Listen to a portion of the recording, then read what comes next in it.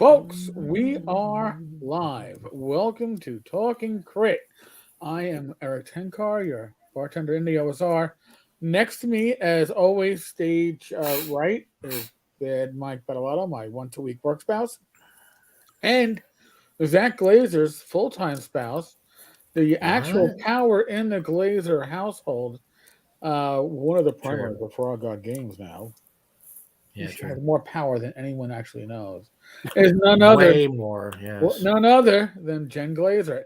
And I don't have your name up on the screen on the bottom as a scroll because I would misspell it with an E just out of habit. So that is fine. That's what we all do. We do that on purpose, yes. Well, not on purpose. I can't help myself. So Doug used to misspell Zach's name every year in a shirt, and I think at the end Doug was doing it on purpose because he'd been told so many times how to spell it. He just decided that he was just going to be funny and put it ER, even though we knew it was AR. So I think some people do that just for fun. Kind of like Jen tortures people just for fun. So that happens a lot. Ooh. So this is so as Eric has told you many times, our demographic is solidly old dudes. I mean, major solid. Yeah. And so Jen's part of our really way underlooked demographic. Like we basically know the three women who listen to us. It's basically my wife Jen and Kim George, and that's pretty much it. You know, every once in a while Liz Stewart might pop in or somebody, but other than that, it's pretty much. Here, I'll give you the accurate gender breakdown. We have 1.1% is unspecified. Okay. 1.8% is female. All right, makes sense. And 1% is a sausage factory. So yes. See, that doesn't even make sense because your subscription numbers. I think we have 1,700 or so, or 1,600. No, we are. Believe it or not, hold on a second. Okay. We are at 1827. Okay, 1% would be 18. We don't have 18 women watching this show, Eric. There's no damn way there is 18 females. What? I can start listing them. That's all it means. Watching a channel. I'm racking my brains, and unless Lori's watching us every once in a while too, and I mean, every Alice female I know that. Yeah, you know. Okay, whatever. Maybe we just multiply. There's secret females. That's okay. So. Listen, we have Tammy Veralt. You know, she watches. Oh, Tammy. Yeah, Tammy's on the show. I forgot Tammy. Sorry about that, Tammy. So, Tammy will watch it. So, okay, there's like 5 or 6 right there. Okay, man. I'm willing to bet there's another 10 we don't know about. But I'm not willing to bet money on it, but I'll just bet there's. See, look at this. Tom Tullis found time to actually say hello. Wow. Whoa. Tom is starting early, Jen. You're not going to let him get away with this shit, are you? He is starting way early. I don't even know who this Tome 3D person is. Oh, wait. That's that bald guy. Oh, yeah. I remember the bald guy. He might be bald. Yes, true. And so Jen is going to tell us a little. So Jen, so anyway, we're going to talk to Jen for a while and find out everything, and we're going to ring her from information, all the information we can get from her, especially when she deals with Bill Webb. That's going to be funny. But we are going to talk a little bit about the breaking news today, which is there's 2 big stories. And I missed one of them, folks. He missed one. I missed one. I can't believe I'm more informed than him. I haven't had my grandkids all day, and I still found this one. This was the story that Kickstarter has announced that they will no longer allow AI-oriented projects.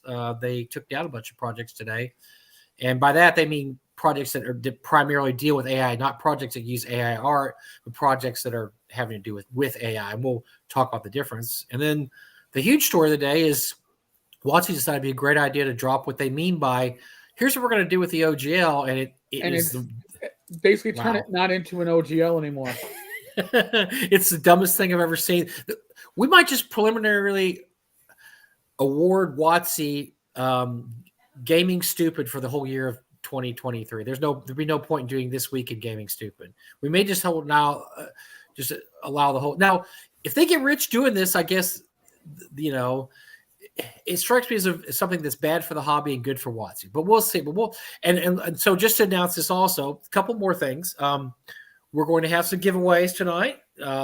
OSR Christmas, and I'll so start. Jen can't win. So that's going to help everybody out there is so excited because now that's 2 or 3 prizes that are going to go into other people's hands.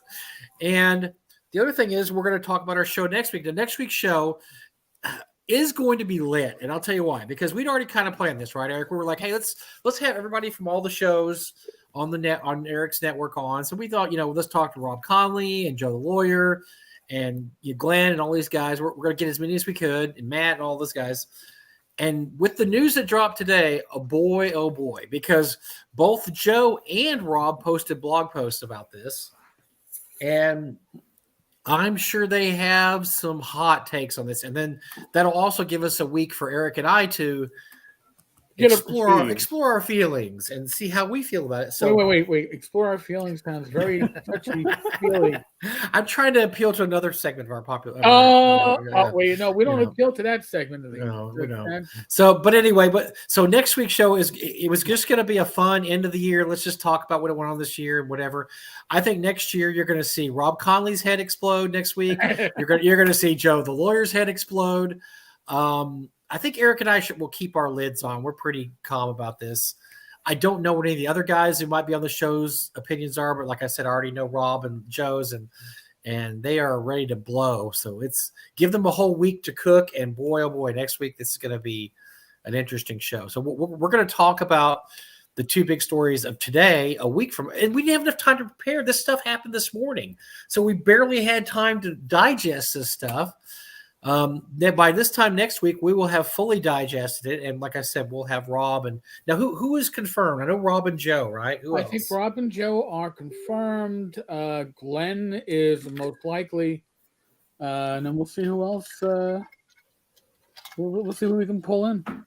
All right. So this is just people from the network and the shows. And so we're going to, like I said, this was going to be just a fun, happy, wacky end of year show. Now it's going to be a Watsy burning at the stake show, probably if Rob and Joe have their way. So it's going to be fun next week, but we're going to have fun this week too. This is our pre-Christmas show, and we'd like to, usually Eric and I give you a little bit of fluff, but when the fluff's as cute as Jan, I mean, how can you argue with that? Look at her, look at that little kitty there. So I'm just fluffy in my face. Yes. So and there's Mr. Beard. Hello, Ty.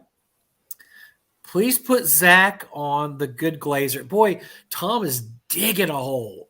Deep. See, Tom's upset because I'm doing Christmas carols on his Facebook page.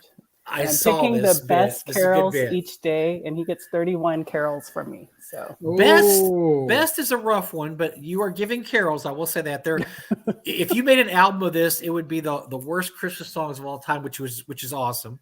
Yes. Maybe somebody needs to burn them on a CD and send it to him. I mean, it's all his favorite songs. Wouldn't he like something like that? I think he would.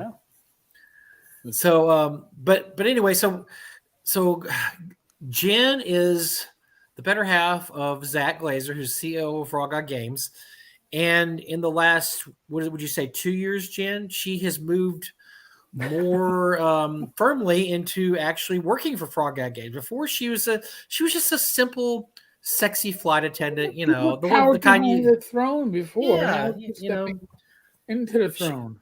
She was traveling the world and her little flight attendant stuff, and doing whatever flight attendants do in their spare time. I think they lounge by the pool in their bathing suits. I'm thinking about movies I've watched. That's all I know. And captains hit on them all the time. I'm sure that, that probably happens a lot. So, but she recently, in the last couple of years, has gotten deep into the frog god way of thinking. And she's basically, let's put this way, she's running the company at this point. Okay. She's running the company because now when we have a convention and I'm going to the convention, I get an itinerary from Jen. She makes the hotel room reservations. She makes the flight reservations. She makes the car reservations. She makes the dinner reservations. She makes the schedules for when we work the booth. And I'm going to tell you something, Eric, it has run the smoothest it's ever ran, because before, well, a long time ago, we had Bill doing this, and that was a disaster. There was actually somebody doing it, and it was Bill.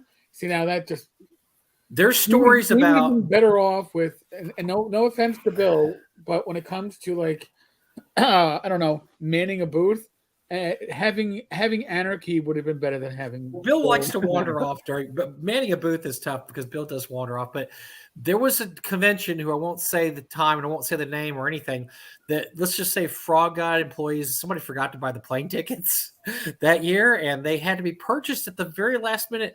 And Eric, do you know how expensive tickets are when they're purchased at the very last minute? Yeah. Insanely expensive. Now, I'm not saying who did this at Frog. I'm just saying this is the sort of thing that happened before Jen got here. So, Jen, tell us how you moved from simple flight attendant housewife to trying to run everybody's lives at Frog God. So, both of you guys are my mentors because people might remember Eric used to be the convention coordinator also. He also did the booths. Yeah, yes. I mean, that didn't really mean much. It just meant I'm at the booth. Yes, you were at the booth. That's what they needed, was somebody at the booth. And then Mike was our customer service person, and he's passed that torch now to Laramie and I. So I'm thankful for both of you guys. So my first convention was with Zach when he was doing Lesser Gnome, and we went to GaryCon at the old location, not the big new one now. And so I just went because I wanted to see the city. I had no idea what he was doing. I knew nothing about Whisper. I heard, so the story from that Zach tells is you had to make 100% sure he wasn't just cheating on you and flying different cities because you didn't understand what was really going on here. It didn't make any sense what he was saying, but I'm sorry. Yeah. Go ahead. I mean, he made this box set and he jammed it with all these little things out of our garage. And I'm like, okay, and you're going to go sell this, you know? So it's pretty funny if you see the photos that I took from that first convention, because I had no idea who anybody was. So Zach's playing Circus Maximus with Luke Gygax. No idea who Luke was. Now I email Luke and we talk about conventions. It's like, you know, Ernie was there with his dog. I was like, who's that guy? You know, I had no idea who anybody was. And I mean, and still to this day, I don't know everybody that you guys all know. You guys grew up with this. I did not. So it's been an adventure. So I went to GaryCon with him. I didn't go to any other conventions with him until the Frogs approached him. And then I went up to Seattle and we went to what I think was called Dragon Con. And that was the first time I met Bill Webb. And it was also the first time I met Alyssa. And they decided what a 1-2 punch there, yeah. Alyssa, well, I also met Skeeter the first time there too. Oh, so, 1-2-3 punch. Oh, wow. Yeah, that was really interesting getting involved into the world. So for some reason, I didn't know how Bill ran his games. And if you have not been in Bill's game, you need to sign up for Bill's game. It's an experience you'll never have. Alyssa, well, Bill's on the table running his game, which I didn't know that was normal at that time, but that is normal. Bare feet on the table, got players going all out. Alyssa, with her character, since I wasn't familiar with this, she's hiding behind a trash can. She jumps out because of her character. And then we had Jack under the table because he had a little bit too much to drink that day. And then you had Angry Skeeter. So that was my first taste of it. So we got to experience all the frogs at that convention. So then just talking to the Webbs and stuff and with Zach and hearing about how that lovely convention where the flights weren't paid for, nor were the rooms, and everybody had to sleep in 2 rooms together. Oh, I forgot about that. That's right. Yes. Yeah, they were putting sheets up, trying to separate the beds. And so I thought, so we call them crash pads at my work. So when we have a bunch of us stay in one room, the conventions, I wouldn't call it a crash pad, but I guess you would. So we've changed that up so you're not all bunking with each other now. Thank you. Yeah. So since I was familiar with flying, I told the frogs that I would be happy to take over doing that. So I started arranging the conventions and just slowly getting more and more involved. And that's what happens when you look confident, you get more signed ups. Yeah. Or when you are competent and then you're surrounded by incompetence, and then even even somebody like you seems super competent, and you are, and you're very competent. And so you started going to these conventions too, which is, you're not just setting these up, you're attending. You've attended all the last few conventions I've been to. So you're actually attending conventions now, which is interesting. Yes, I'm working the booth. I'm attending. So North Texas was the next convention that we went to. And that's where I got to meet you, Mike. Mm-hmm. And so, well, actually, I take it back. You met me before that. You actually met me. Do you remember how we met?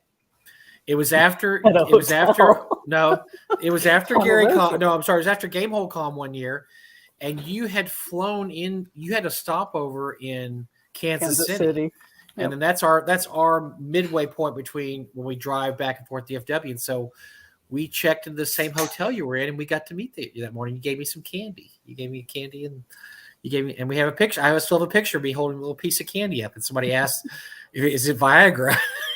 Did Jen just give you Viagra? And it was somebody. I wish I remember who said it, because it was somebody who would make it even funnier. But yeah, so that's actually where I first met you, and then you went to our convention the next year. Yep. And so then I don't know when Zach became Doug made Zach a employee of the con, and I can't remember really why that happened. So when did you get sucked into also being a volunteer at North Texas? So Zach got involved because he showed up early, and I don't know if that was the year you forgot to pick him up or not. No, he showed up on time that year. The next year he showed up early, and that impressed Doug. Yeah, and so he helped you guys set up and stuff. So I know that was the beginning of their relationship. Mm-hmm. So you guys were going to roast Skeeter, and that's when Jen asked me to help. And so I didn't go that year because I ended up hurting my knee. So I was actually a year later. But Zach would always come home with a shirt, and it would say Glazar on it, Zach Glazar, spelled wrong. So then I, being me, decided to mess Doug, who I had never met either. And I said, "Hey, you keep spelling my husband's name wrong." So then that's how I started getting involved with the North Texas, because I knew you needed help at the midnight auction. Right. Doug needed help with some organization on how to spell names correctly. And so. Well, let me backtrack just a little bit here. I didn't need help with the midnight auction. I had just help. So one day you and Jen just show up and say, "Hey, guess what? We're the Develettes. We're helping you." I'm like, am I going to say no? Like, we auditioned for that. We remember auditioning that. We remember we're not supposed to talk about that online. That was something you and I talked about because Skeeter has a volatile temper, and so we weren't supposed to talk about that. And I guess Zach might have a temper too. I don't know. He didn't seem like he was too. I told him about it, and he wasn't interested. So, but no, we don't talk. Him dressed up, so we don't talk. No, you just said one day, like, guess what? We're helping you at the convention. Zach said you needed help, so we're going to help you at the midnight auction. And I'm like, okay. And you just like you both slid into the role, and like, okay. You were hamming it up, and you had your Devilette costumes on, and you're showing the items and everything. So, and then you guys were zinging one-liners to the audience. I'm like, this is working. This is working great. And so I was I had kind of had you forced upon me, but it ended up like most things that are forced upon me. Like my marriage, it ended up being a good deal. So my wife's not listening. I can see all kinds of stuff. I know. So the first midnight auction that I attended. I had only known the postcards that Zach made.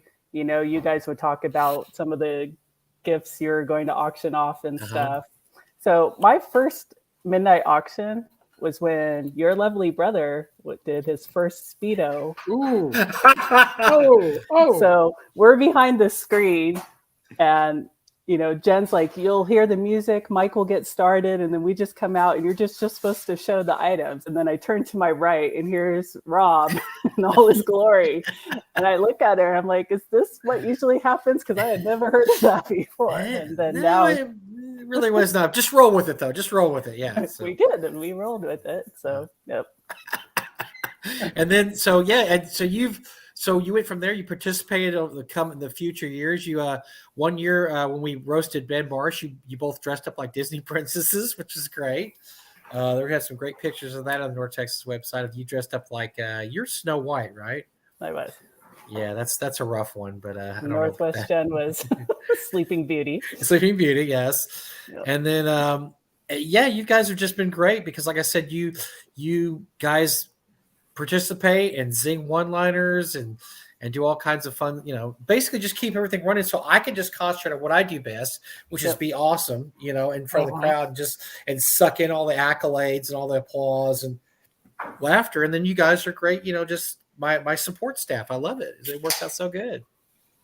I know. So, but you guys have performed your duties even under duress, because I seem to remember one year you and Jen had food poisoning, and We did. that was a tough one, and it was apparently it was really bad, and you guys still I didn't even know what was going on until afterwards. You didn't tell me, so that worked out pretty good. I mean, your faces were a little green, but I thought maybe it's just makeup. So yeah. Just some bad makeup. You were downing water behind the screen. I mean, none of us can function now without a screen. So Jen I know we have to have the screen. You're absolutely right. The midnight auction has a screen all the time. Yes, we shared barbecue food that night, and so we both know exactly where we got sick. And then the next year, that's when Alex took Michael out, and Mike got sick, so he was dying that night. And so I was dying. I was doing the same thing you were the year before. I was just sucking water down by the gallon because I was so dehydrated and so sick that day.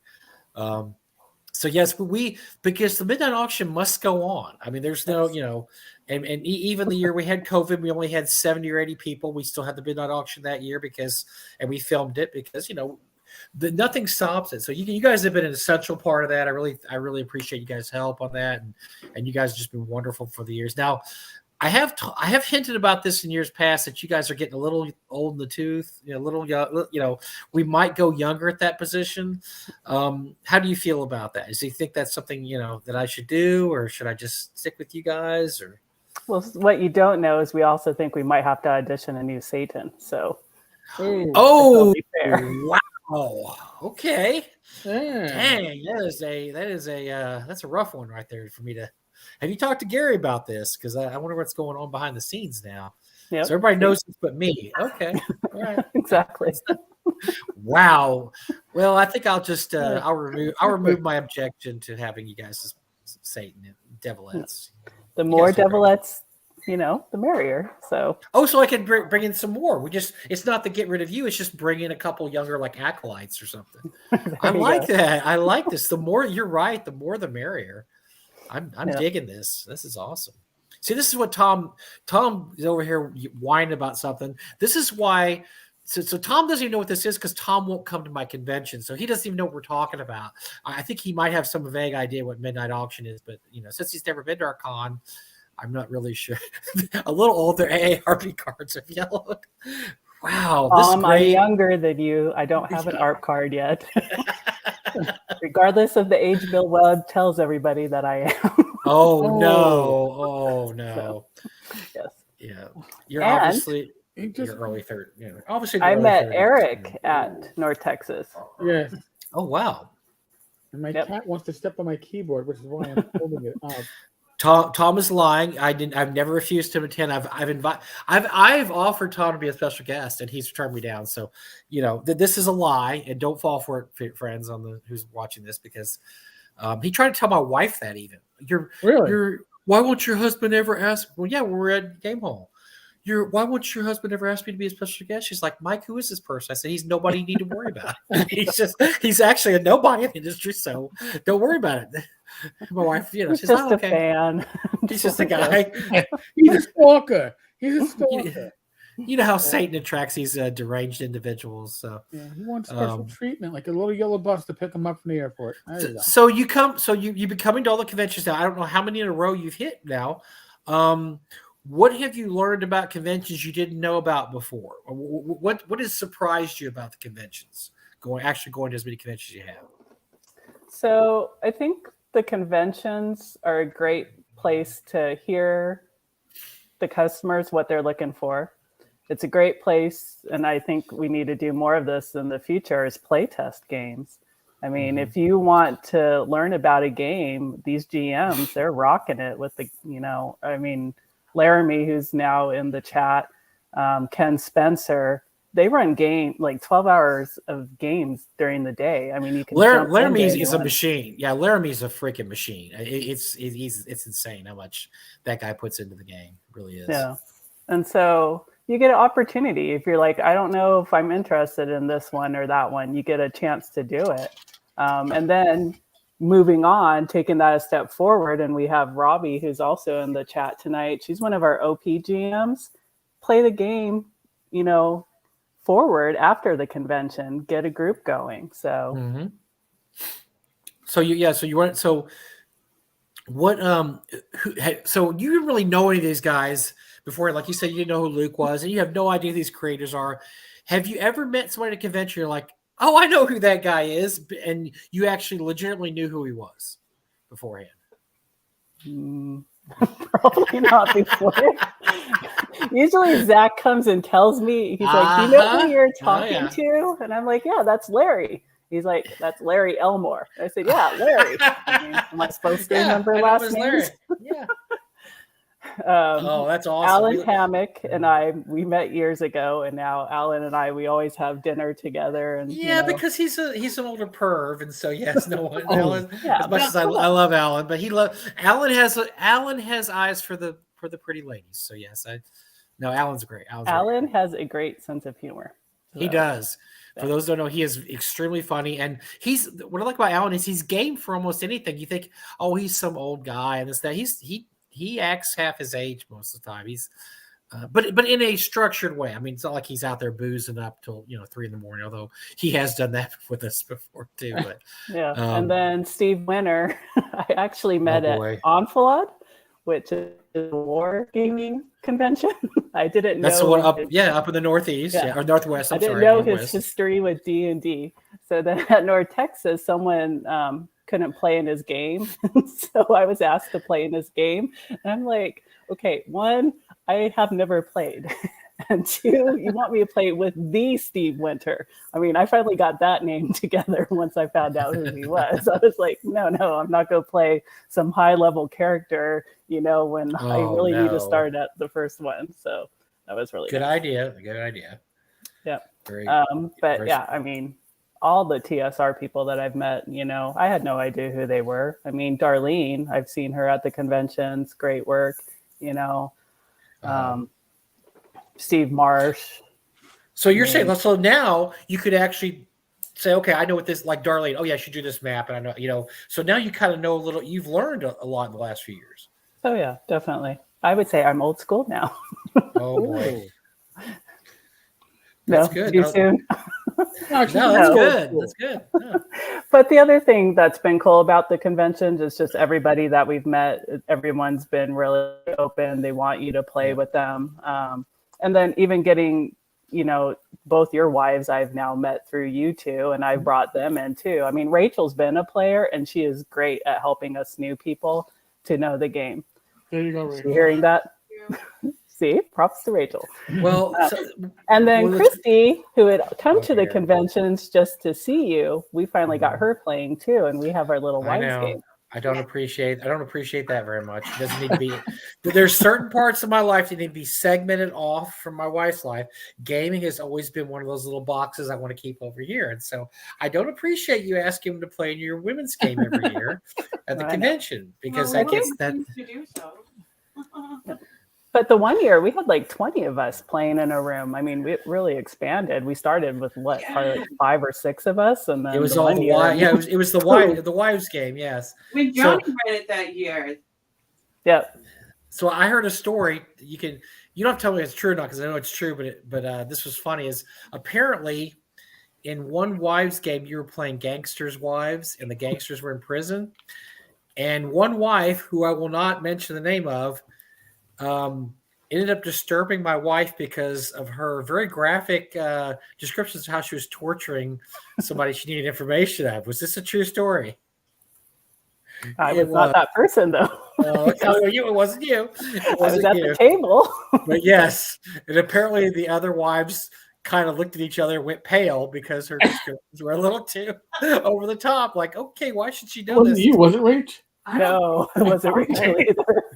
No, that person was hardcore. Like we did not know how descriptive she could get until she described. And she's not a gamer either, by the way. She's like my wife. She's not a gamer at all. So that was disturbing to know that. I felt I was scared for the man who's for the husband. I was scared for the husband. I still am to this day. But yes.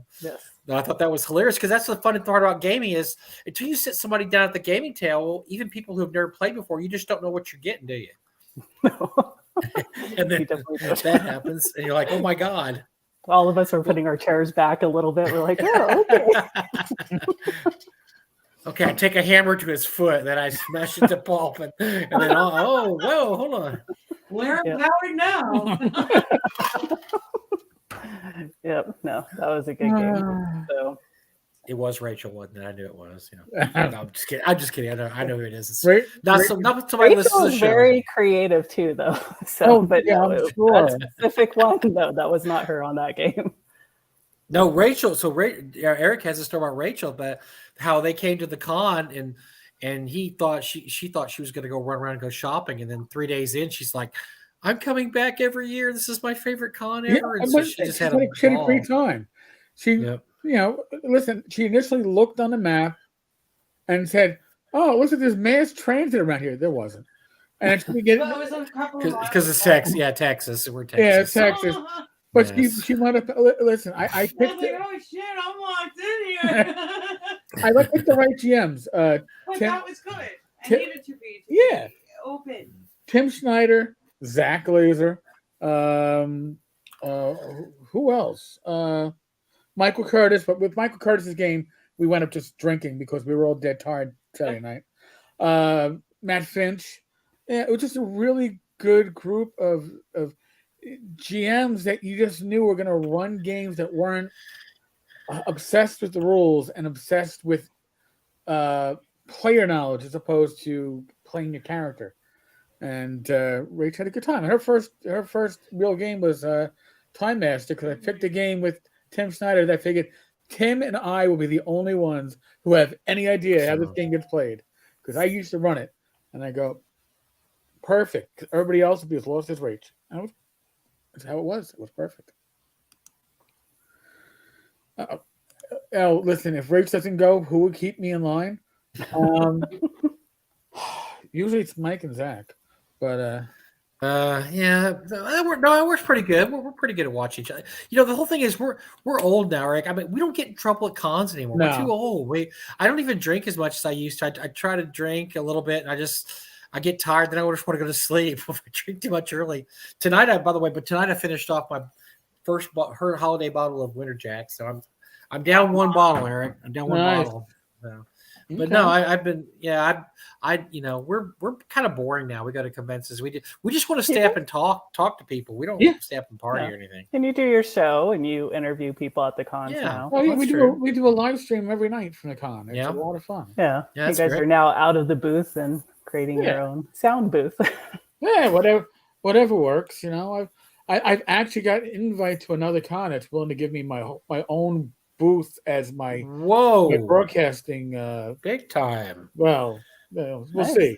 We'll see if it depends too on my quote con schedule, because the only thing I ever was given, the long con guys said I was a special guest last year, and then I came and I didn't get anything at all. I didn't get a room, or I got a pat in the back and said thanks for coming. So I haven't got to the big time yet. I have not got. See, he didn't let me negotiate for you. That's why. I need you to hire you as my agent. That's very good, Jen. Thank you. Thank you very much. If you don't ask, you won't get stuff. I believe me. I'm married. I know that. So I know very much how that works. Yes. Yep. So when you go to a convention, because you work the booth now, you go and you work the booth and hang out there. Do you feel like the product is well enough to sell the product, or is it more like, I heard this is a good adventure, you might want to buy it? I mean, do you actually, do you read some of the product? Do you actually read some stuff? Read some of the adventures? So the Indiegogos, our soft covers, I'm more familiar with than the bigger books. But I mean, I know Rapid Athlete, Going Down the Well. I know some of the books. Usually it's leading the person to what they're looking for, Are they looking for a mega dungeon, or are they looking just for a short, they're in between campaigns and they need a 3 or 4 game shot. And just finding out what they're interested in, and I can steer them that direction. And then I have like you or Laramie or Zach, where you guys can give the more detailed information. I just remember seeing you at the booth one time. This is a couple years ago, and somebody asked about an adventure. You go, and you turn it over. They start reading the back. It's an adventure about for 2 to 8 players of whatever. I was like, that's probably not the worst thing you could have done. So, That could have been Ken's stuff because I do not know Ken's material. So. Oh wow, okay. Okay.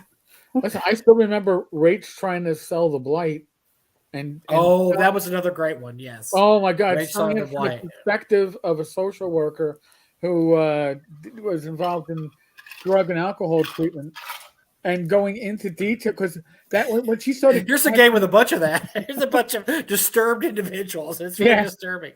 And it's like that's what she latched onto. I was like, oh my God. I remember that was great. No, it's really disturbing. You're gonna love this game. It's very psychologically a bunch of psychologically aberrant people are in the sound. Like, okay, I'm all in. Here's my $100. Cha-ching.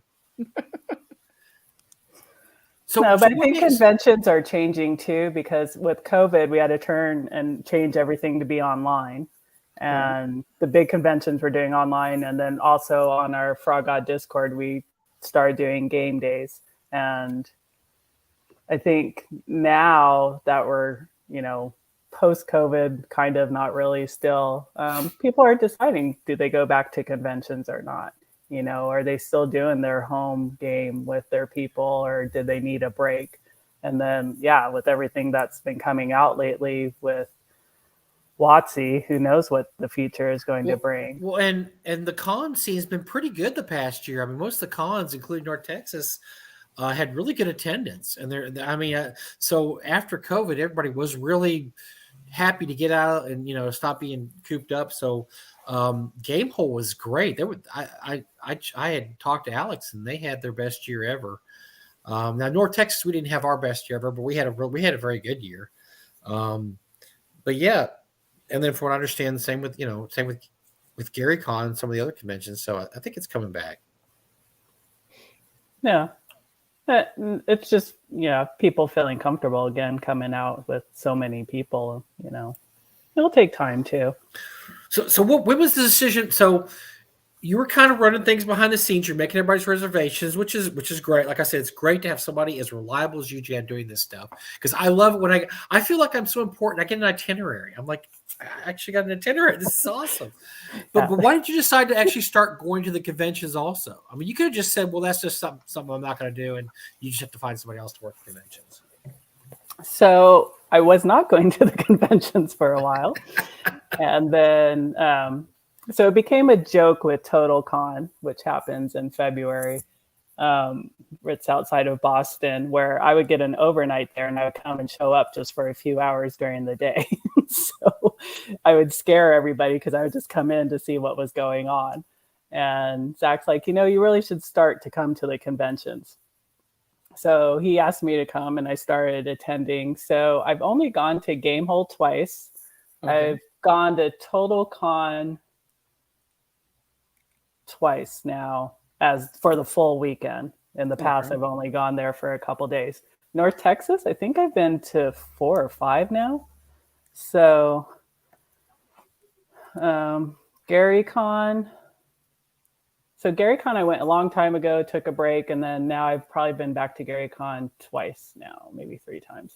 Zach's better at remembering. So nice. You're muted, Mike. So you can keep on talking. Yeah. Oh. I was gonna say that's a pretty good body of work there. I mean, you've been to more conventions as some gaming nerds have been in the last few years, so they would be very happy to go to those cons you just named. Yeah, well, I think Zach in 2019 he went to 11 or 12 conventions, and I probably went to 6. And then now this past year we've probably done 4 or 5 because we've done some local ones in the area. Yeah, the year before COVID. That was my craziest year of my entire life. I went to, probably about, it was as many as Zach, but it was a lot. Went to a lot of conventions because I had some local conventions too. So things were really ramping up right before COVID hit 2019. And then, 2020 was what 2020 was. But and now I feel like I don't really want to go to the trouble of going to all these conventions anymore because conventions are a lot of time and work and moving parts, and they're also they cost money for companies, don't they? Yeah, they do. And it's exhausting. I mean, you're working all day, and then at night when you're having dinner, even breakfast meetings, you're socializing, trying to, meet new artists, meet new cartographers, who's doing printing, who's doing shipping and stuff. So Yeah, it is a lot of work. And there's a lot of cons, and we would love to go to, but I mean, yeah, it's a full-time business, but it also costs money. So yeah, I don't think of myself. I don't think I'm flying anywhere anymore. Probably just cons I can drive to, which I can still drive to Wisconsin, so that's not too bad. It's just a 2-day drive. But and now apparently I can also drive to Arizona. So if y'all ever get any good cons there, let me know, because we also I went out and Zach and I drove back from whatever, and we spent time in Arizona this year at your place. I finally got to see your house and all. You know, where you guys hang out at. You saw Zach's collection, so I now know who to call. Ooh. I know exactly what apartment you need to go up and back up the truck to. Just give me the word and just secret knock. It was crazy. He's got, so they have the apartment. Zach, manages an apartment unit, and they have one. They live in one, and there's another. It's kind of like it's the office, but it's just crammed full of everything of Zach's, including one room has all his video games, his machines, and it's nuts because you walk in, and there's like a chainmail laying on the table, and there's just like, holy crap, there's stuff everywhere. It makes my stuff look very organized, and I feel like I'm mostly unorganized, but Zach is worse. Zach's stuff is everywhere. It's just everywhere in there. Really need to bring Christy on the show here with that comment, but okay. Look, as long as I bring stuff to the warehouse, as long as I bring stuff to the warehouse, she's happy, and a lot of stuff has gone to the warehouse the last few years. So she's never the Mike trash. Ty, I couldn't trash his collection. It was already everywhere. I mean, it wasn't like your beautiful collection. We went in and Zach and I trashed it all and left. This was like already trashed when I got there. And so there wasn't anything I could do to make it worse. Zach's already is like just scattered all over the room. So, but actually Zach I forgot all the stuff Zach bought. Once I went over there, I was like, holy crap, Zach has a lot of stuff. I mean, and he does. He has quite a bit of stuff. So he's very lucky to have you for a wife, that you're so accepting of all this stuff everywhere, like everywhere. Well, the funny thing is now I'm on the RPG auctions, and I am also buying things, which people don't understand. They're like, why is Jen on here? So yeah, Zach loves his international stuff, so I've been collecting some of that for him. And then I do have my own minis that I collect, so he's slowly trying to get me involved. Do you have your own dice? You need to have your own dice. I do have my own dice in my lovely Cthulhu bag. Yes. Wow. Okay. You've totally taken the bait here, and you become a gaming wife. I know. It's surprising. Yeah, I'm actually in a Cthulhu game right now, ongoing one. What? So. What? Okay. Is this an Alyssa one, or is this somebody else? Oh, this is Alyssa's. Is she doing Mass and Yarltip, or no? We're playing something else. Yeah. Oh, okay. I couldn't remember. Wow. So how many sessions have you played in that? We've had our first one, and then our second one is coming up. Is it set in modern times or the 20s? More of the 40s right now. Oh, you're the 40s. Okay, so yeah. Okay, that's interesting.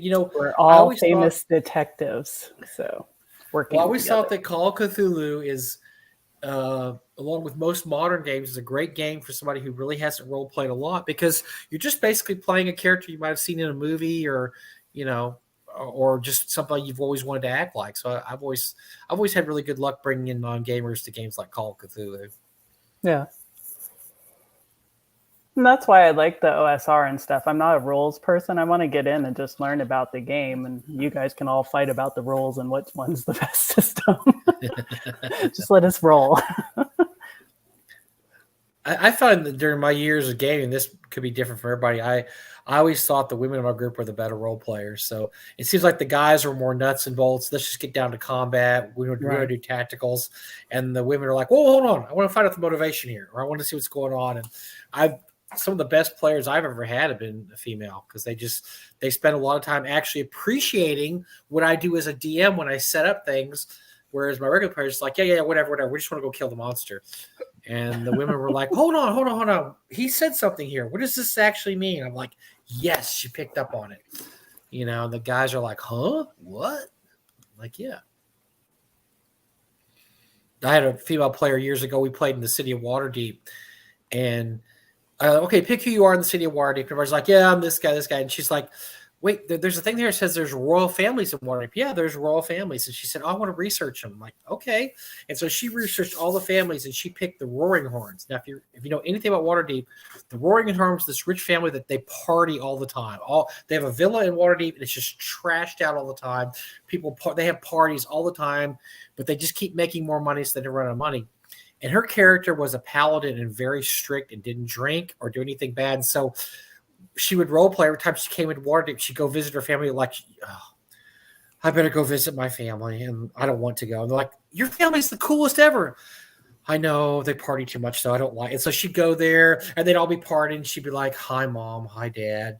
I'm like, hey, come join us. We're partying. It's like, no, I've got to go kill a demon somewhere.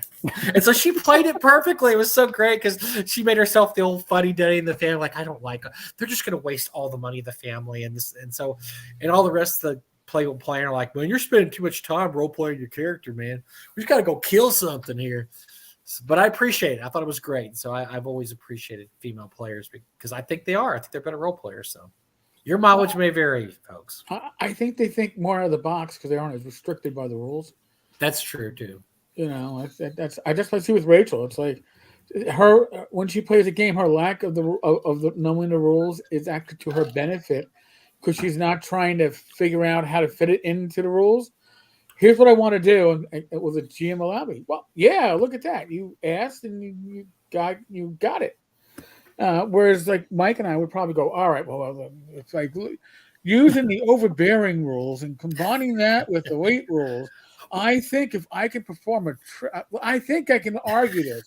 And Rachel's just like, I want to try, I don't know, triple assault with a flying kick and then grab him with my legs at the end and round the neck. It's like, oh, yeah, sure, try it at -4. It's like, well, I could have probably said that and got the same thing, but I was trying to gamify it. Because sometimes what you don't know in the rules is to your advantage, right, Eric? I mean, what you don't know you can't do. That's right. To your advantage. Yeah. You know, like you and I might say, oh, I'm not going to even try this. It's too crazy.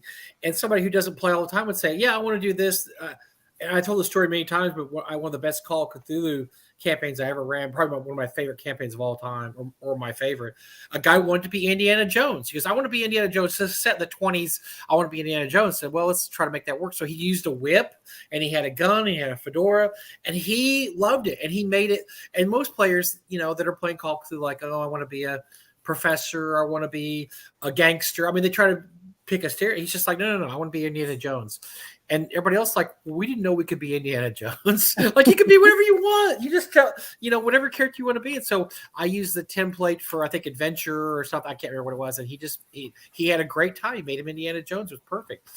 But he didn't know he couldn't. He didn't know he wasn't supposed to do that. So, because other characters their players were like, well, this isn't really an Indiana Jones kind of game. This is more serious and stuff. I was like, let him play whoever he wants to play. He wants to play Indiana Jones. And by the way, he made it through the whole Master and Arthur campaign without dying. So he was actually playing very well. He played really good. He was really smart. So yeah, even Zach's mom was in a game with Bill. My God. Bill was having them go into this one room. And Zach's mom's like, and why would we do that? Everybody started laughing. I was like, good point. Because that's what the adventure is. Yeah. When did Rachel start playing, Eric? When we were courting, I ran her through a Tunnels and Trolls 7th edition solo, figuring it's a bunch of D6s. The rules are pretty light.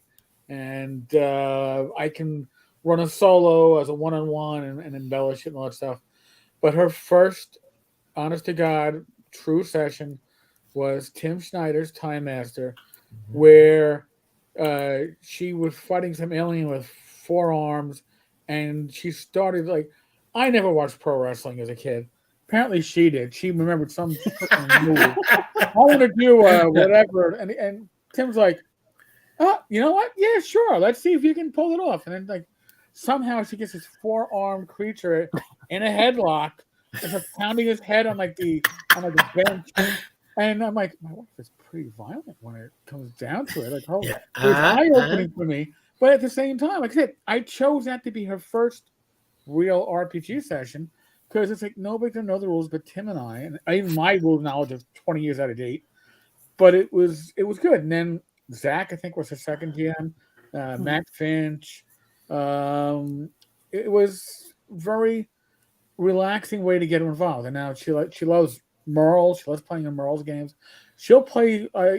Her first couple of years, she mostly played in games with me. But then Merle had his old girl games, and she played in that and had a blast. And now if she finds something she likes, she rolls with it. She doesn't. She doesn't worry about the rules knowledge as much as we do, and I'm saying as in general as males. Yeah, it's like just like we won't ask for directions because we had to figure it out ourselves. But Ray's been the first person to go, "Hey, how did we get from here to there?" I'll be like, "I'll figure it out. Let me check the GPS. I'll pull out an old paper map that I have in the back of in the trunk. I'll figure this out." She'll ask, right? So it's a different. We're wired differently in general. So she has a blast with it all, though. She really has a good time. And I enjoy running games for her, playing with her. And then actually I enjoy, she goes plays on her stuff. I play on my stuff, come back, and then it's like compare notes because it's exciting. It's fun. And I think also it depends when you enter into the gaming arena, because when we play with like my nieces and nephew and my friends' younger kids, their imagination and where they go with things is just unbelievable. And I mean, just explodes, and it's just neat to see. And that's what I enjoy about the gaming community, since I haven't been in it that long. It's just how open it is. Everybody just wants to come down and play. I mean, there are the people that want to have the debates and stuff, but it's all about just rolling the dice and having fun and going on an adventure. But that's something you see also if you go to, and we've all experienced this. You go to a convention, everybody's just there to play. People aren't there to debate or talk about this policy or that policy or do whatever. They just are all talking about games and being in games. And sometimes we forget, especially if you don't actually go to conventions, if you're just reading stuff that goes on online and you're reading N-World and you're reading Facebook, whatever, it just seems like the gaming community is just really contentious community. And it's not. It's just, it's because people aren't face to face and they aren't actually gaming. They're talking about gaming. When they're actually playing games, it's different. Right. But not only that, the people that are on N-World or on Facebook talking about it are, I don't know, 10, 15% of the gaming community. Yeah. These are the ones that are really wired in and are on top of all the news events that are coming out and what's the newest release. And, when we were younger, you didn't have any of that. You were lucky if you had 2 or 3 different groups that kind of interacted and discussed D&D outside their own circles.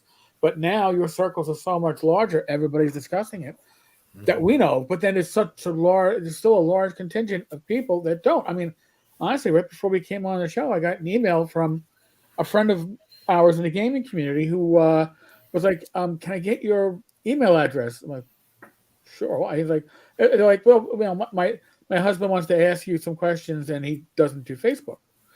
A lot of the world doesn't do Facebook, and even those that do, that are gamers, likely aren't in gaming communities. You have to really be a special type of person to be involved in as deeply as some of us are.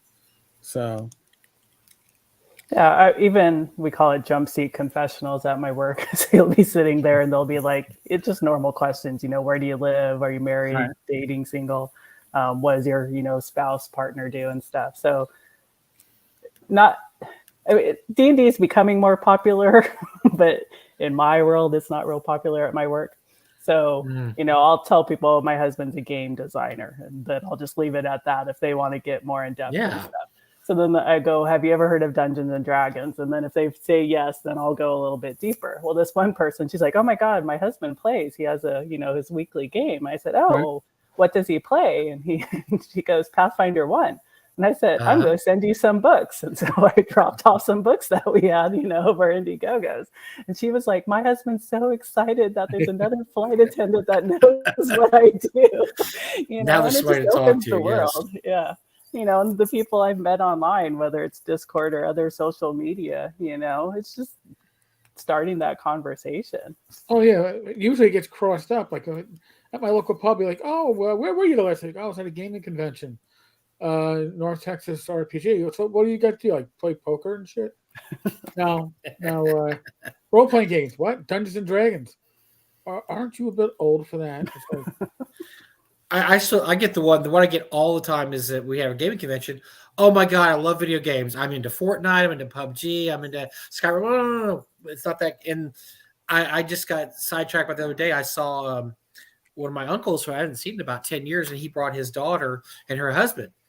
And my uncle's wife said, "Oh my gosh, I heard you run a gaming convention. My son-in-law loves games. He plays all kinds of games." I'm like, "Yeah, probably not the games I'll play." "Oh, no, he loves games." So I was like, "Okay, what kind of games you play?" And it was all video games. He goes, "Oh, yeah, we do this." I said, "Well, yep. Our convention is RPGs."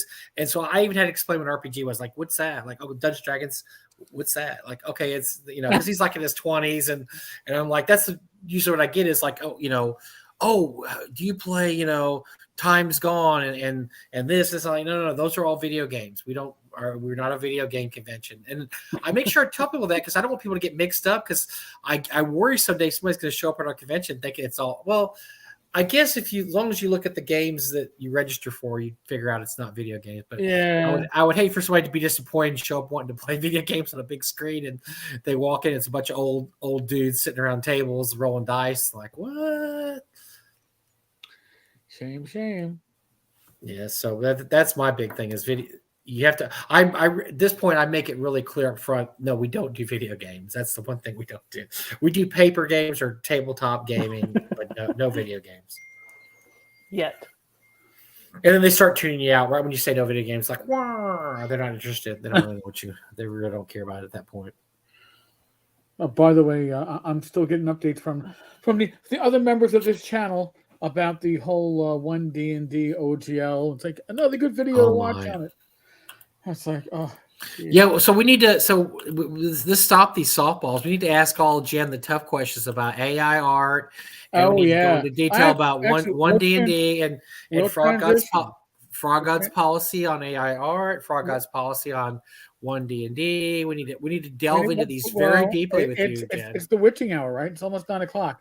So everybody, if you this is official Frog God information. Official. folks, it's unofficial official we can get.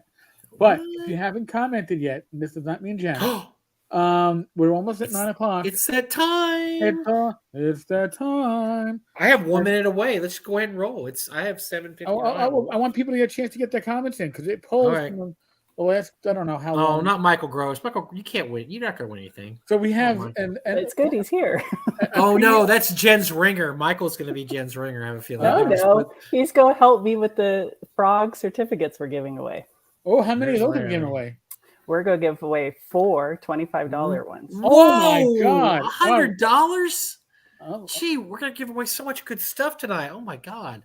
Well, I don't have to pitch in. By the way, my winner last week, Rob Burns, got his stuff. So thanks, Rob. And I don't see him on tonight. He just came for the prizes last week. So okay.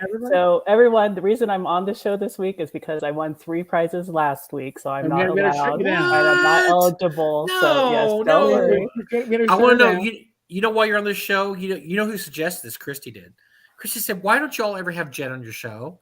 I'm like, why? She's like, because she does. She goes, you can ask her about. I was like, that's a good idea before Christmas because nobody really watches some before Christmas shows, so we can have Jen on and slide her in. I'm sorry, Tom Tullis is rubbing off on me now, in every way you can imagine, he's rubbing off on me. So we have a bunch of Frog God certificates to go out.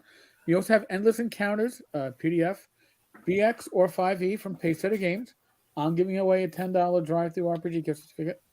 We have a full set of Shadow Dark PDFs from James Mishler.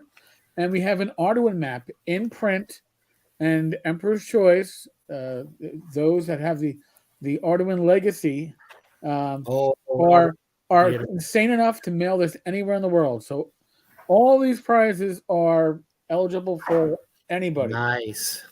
So I did comment though, so this is going to be funny if I do get drawn. Yeah, I know. Yeah, well, it's going right back in the hopper. We're not right back. I commented too. Hopper. I don't get to keep anything either. No, you don't. All right. So, okay, well, should we do the Frog God ones first, and then we'll? However you want to do it. Let's do the Frog God first. Let's do all 4 of those first. So we got four $25 certificates. I guess they're good for online purchases or paper purchases. Anything from the site? Oh, anything from the site. Just order off the Frog God Games site, and you can use a $25 gift certificate. So we're going to roll for the number one. Prize number one. I don't think to write anything down. All right. Are we ready? Are you writing these down there? Because I can't. I don't know how to write, dude. I lost that. Okay. Oh dear. Ron Frazier, $25 gift certificate. And Eric, let's say that each person can only win one gift certificate, but they can also win one of the other prizes too if they win. Sounds good. So just like I did last week. She won everything. She won everything. God damn it! All right, Ron. Hold on, I gotta write this down. My OCD is freaking me out here. I know Eric probably has a list, but I don't have a list. Okay, well then I make it. Oh yes, you need a list. So you can do the list. Of course, my handwriting. We should make Jen do it. If you can't read your handwriting, I am also writing it down, so we have backup. See, there we go. There we go. Okay. Going for number two. Number two. There is a number, and the number is $25 gift certificate to Frog God Games goes to L. L wins a $25 gift certificate. L, our most controversial poster here. Number three. Number three.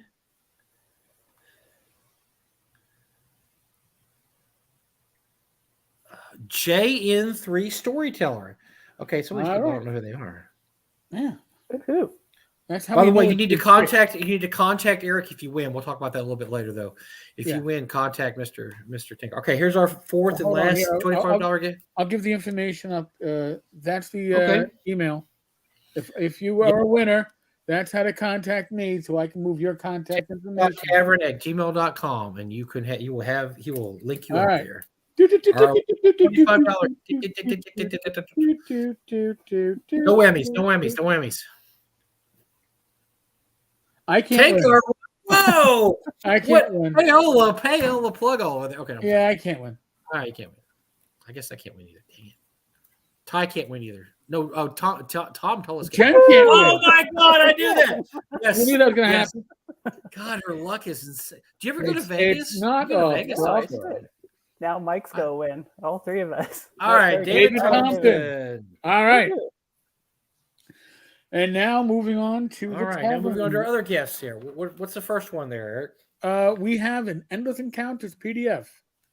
Your choice of 5e or BX. Pacesetter Games. Endless Encounters PDF. Okay, I'm going to do a Pacesetter. Michael Anderson. Come on down. Dun, dun, dun, dun.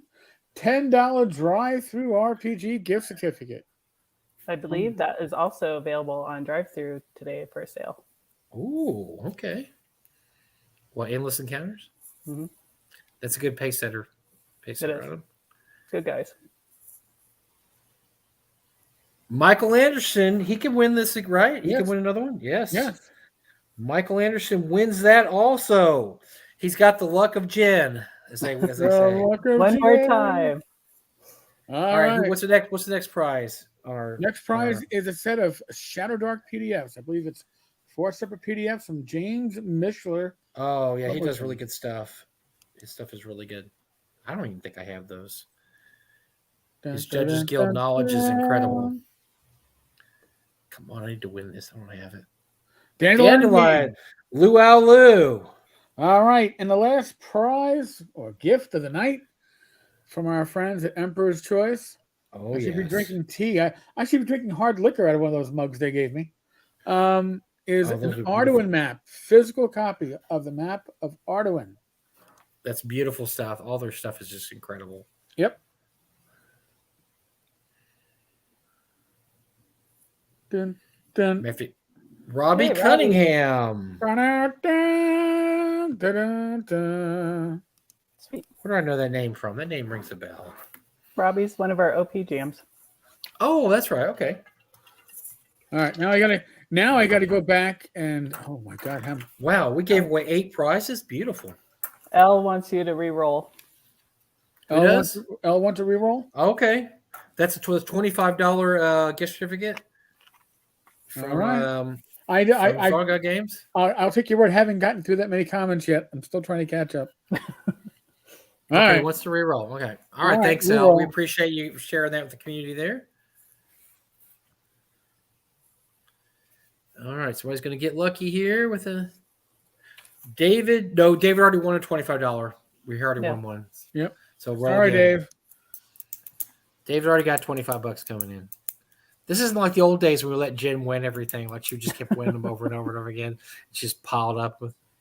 No. Michael Gross, no, he doesn't need it. Michael works for Frog God, and so We love you, Michael, but no. He gets all the free. He gets as much stuff free as he needs to get, just like kind of like me. Kind of like me. Oh, Ty Beard, black cheapskate. Okay, and of course, the quote was, "Will shameless flattery improve one's chances?" Ty Beard wins $25 gift certificate. Boy, he makes more than that in 10 minutes. So that's sad. That's sad he took that money out of somebody else's. But shush. I know. He'll find something good for it. This is fraud. It's a Frog God stuff. Oh, what was that? That's my Discord. Oh, Discord, okay. That's the Discord updates. Ty said re-roll his too. Oh no. Son of a No, go ahead and roll again. Hold on a second then. I gotta reopen that. Oh, you gotta pull it up again? Oh no. Oh yeah, hold on. Hold on. We're still doing okay. This is only taking 7 minutes. We haven't wasted too much time here. No, a minute a gift, that's not too bad, right? All right, hold on. And then I gotta do that. And then I gotta Tom Tullis. Tom's the winner.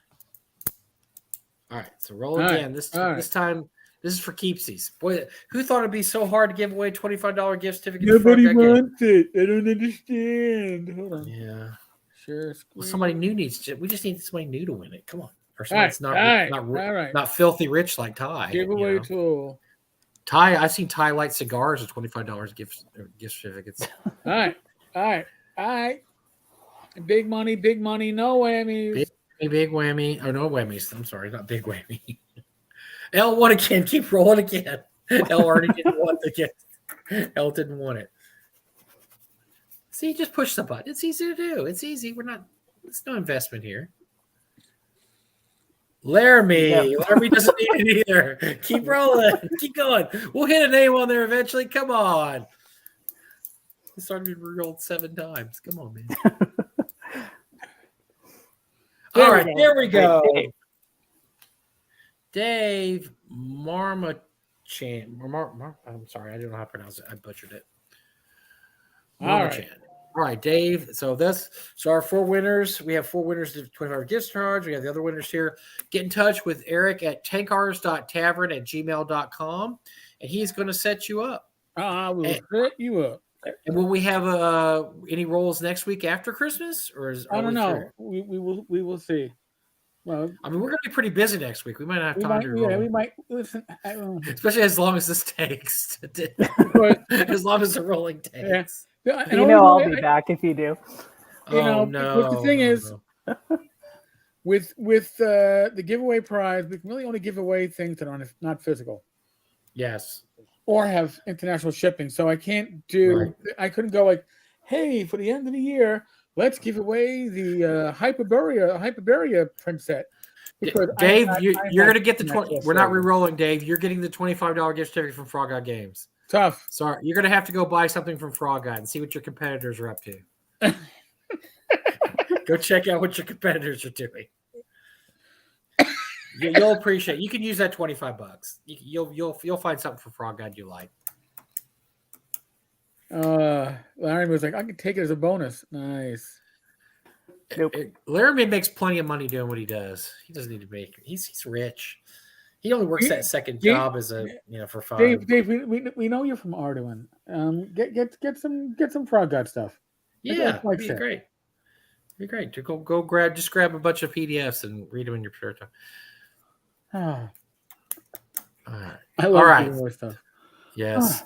Giving free stuff is fun. I love packing up my package last week and sending all my free stuff to Rob. That was, I love doing stuff. I should have done one again this week. Darn, it makes me feel so good. But we're not going to do it. We're through rolling. No more rolls. All right. So we discussed. So, Jen, is there anything else you want to tell us about your position at Frog God Games? How about, is there any sales going on or special stuff that you might want to talk to us about?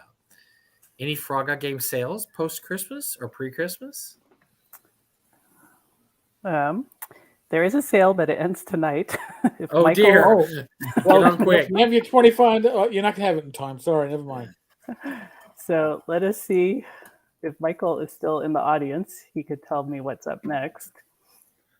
And it might last till tomorrow. Okay. So now. You seem very prepared. You don't seem like you're being prepared right here. I'm not sure what's going on. You can act now and get 70% off the Slumbering Czar Saga, the Blight, Planetarium, Cults of Sundry Kingdoms, and Monstrosities. So, praise for all those. I like Monstrosities is a great monster book that's out of print. I'm going to tell you what, you might think about going Slumbering Czar here. The reason is this is a massive, massive mega dungeon that was written for Pathfinder and has never been translated to any other system. And you could easily in your spare time translate that to AD&D or some other system and run it, and I think you'd have a great time because it's a massive mega dungeon. Many have tried to do translations of it. They've all failed because it's just so massive they just can't get through it. But the Blight's also a good one too. The Blight, it's actually as much hell as that book caused in Frog God, it is actually not a terrible book at all. A lot of people really enjoy that book, and a lot of people there's a lot of actually, interestingly enough, there's a lot of online Blight campaigns. So I think that's kind of cool. Yeah, my suggestion with the Blight would be use it as a resource for your own campaign. Take out pieces that are great for a change of pace, literally a change of scenery. But as much as I like dark campaigns, I think my players would rebel at campaigns in the Blight. If it was all Blight, every day, right. it would be, I don't know. But for taking things out and contrast, you want to do something that's going to be awesome for like the month of October. You find a few sections that you think would port over to your campaign. It is an awesome resource for that. Very well written, very well presented. I mean, like my Rach got herself lost in that thing at one con, reading through it and going, "Oh my God, they do what with the baby?" The Blight was worked on by pretty much every single person that worked at Frog at the time, and that's so. Somebody asked, "Why did the Blight cause hell?" I'm not going to go into too much detail, but it was just basically really late. It was very late. Huh? It's a big book. It's huge. And the reason was because it was super late. A lot had been promised. And it was decided this book needs to be out on X date, no matter come hell or high water. And so everybody, including a fledgling Zach Glazar, who had just started working at Frog God, were given a section and told, do this section on top of everything else they're already doing. And so it was one of those all hands on deck things where you're just working, 18 hours a day just to try to get this damn thing done. And they had to make changes because then they found that some of the writing contradicted some of the other writing. And there was some themes in there that it was decided they did not want those themes in there. The Blight was actually a lot darker than it ended up being. It was really, the original cut of the Blight was really dark. And because of the time it came out, people, cooler heads prevailed at Frog God, and they said, let's cut out some of this part here about child killing and some of this over here about rape and destruction, and let's make it horror, but not just like, oh my God, that's just over the top. So it was just a lot of work. It was a lot of work for those guys, and I remembered a lot because I know, like I said, Zach had just been hired, and that was like the first thing they said was, okay, all hands on deck. We got to finish the Blight, and so it was just. It's one of those things, you finish it, you never want to look at it again, right? It's like, I don't want to see it, I don't want to hear it, I don't want to talk about it. But over the years, it's gotten a really good reputation because there is a lot of meat on those bones. It's a gigantic book. The retail on it when it came out was $160, and I don't think anybody ever actually paid that much for it. I think it was discounted from almost the moment it came out. But yeah, it's got quite an interesting reputation at this point. So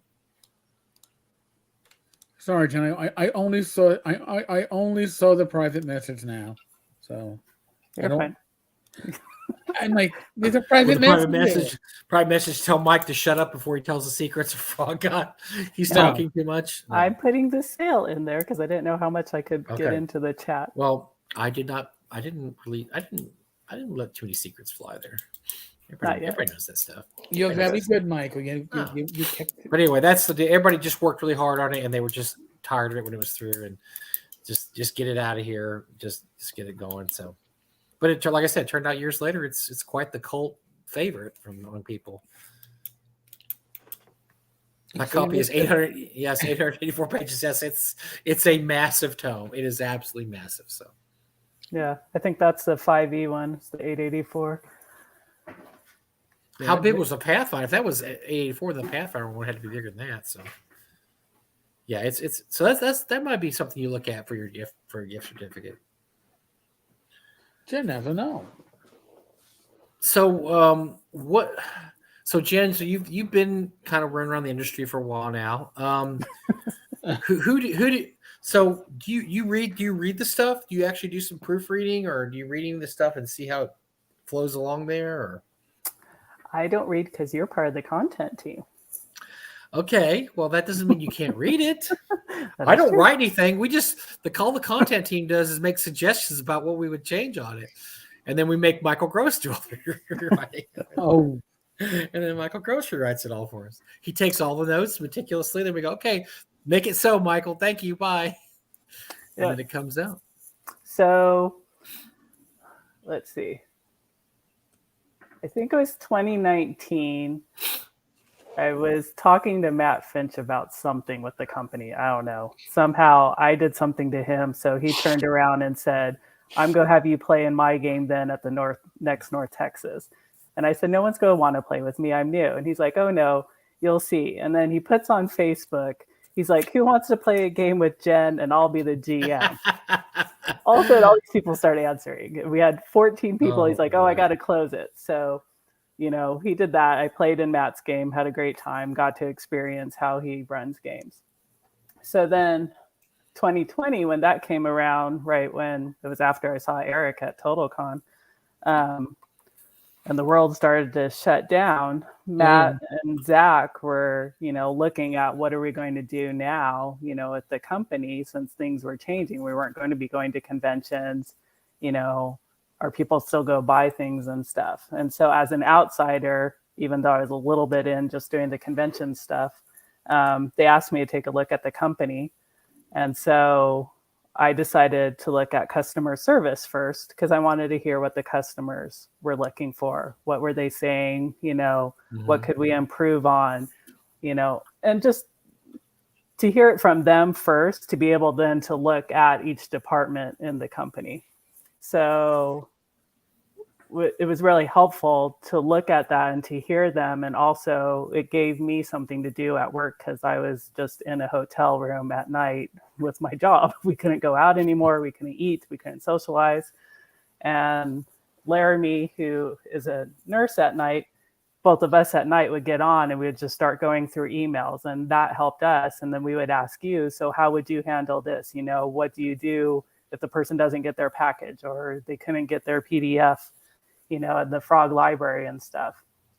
And seeing how you guys come up with the concept that, these authors are turning in, which that's how the content meetings came to be. There's 5 or 6 of you in that group? I'm a very bad attender, by the way. I only hit about one every 4 meetings, but it's a great group. It's a great group because the stuff that's talked about is very substantial. And I remember the one I remember the best recently is Sea of Dust. The manuscript that we ended up publishing was not substantially different than what Steve turned in, but I think it was a lot better. There was some things he missed on there and some relationships that he didn't really why is this happening over here? Why is this doing this? And I honestly think the content meeting did a great job on just filling in the blanks on that one. I was really proud of the work we did once I read it because I think it's a really good module. I think It's a very good adventure, and I hate to say this, I think we made it better. Which when you talk about Steve Winter, one of the giants in our hobby, but I think it's true. I think we did make it better by filling in some of the blanks he left there. What you were saying about customer service, what I thought was so. I've always loved customer service. I know some people just hate it; they hate dealing with it, but I think customer service is so cool because the way you approach customer service is how you get. What you give out is what you get back. If you're respectful and nice and to customers and admit you have that you maybe screwed up, whatever, they usually come back with the nicest things back at you. Very seldomly. I think I've talked to you and Zach maybe twice the whole time I did about, let's just cut this guy off. They're a moron. And then when Zach Reddy said, yeah, we're just going to block them because they were that terrible, awful. I'm going to sue your company and this and that. And I'm going to, just stupid stuff. But I know, like I said, you and Laramie did customer service. What always interests me about it is, as a company, you're a lot of times you're totally clueless about what people want and don't want, and it's just sometimes it's really eye-opening to see what the comments and the criticisms and the compliments are about. I just was always I didn't know people really worried about that. That was something really important to them, but apparently it really is. And and like I didn't really understand the effect of shipping until we started doing customer service and people don't get their packages or they're shipped late. Because we're in this world now of instant gratification. Right. Like I order something from Amazon, I want to get it immediately. I order something from my grocery store, I'm going to go pick it up today, or when I go drive by, it's going to be ready. And that's not always the case with mail order, especially for a smaller company like ourselves. Yes, for Amazon, you can do that, but we can't ship immediately. And so that was very eye-opening having to explain to people, like, look, we can't do that. That's not part of what we do. I mean, we just don't have enough people. We're not a sophisticated company. So I had to explain that to a lot of people, but it was good because once you explain it to them, they understand. And they're like, okay, I understand.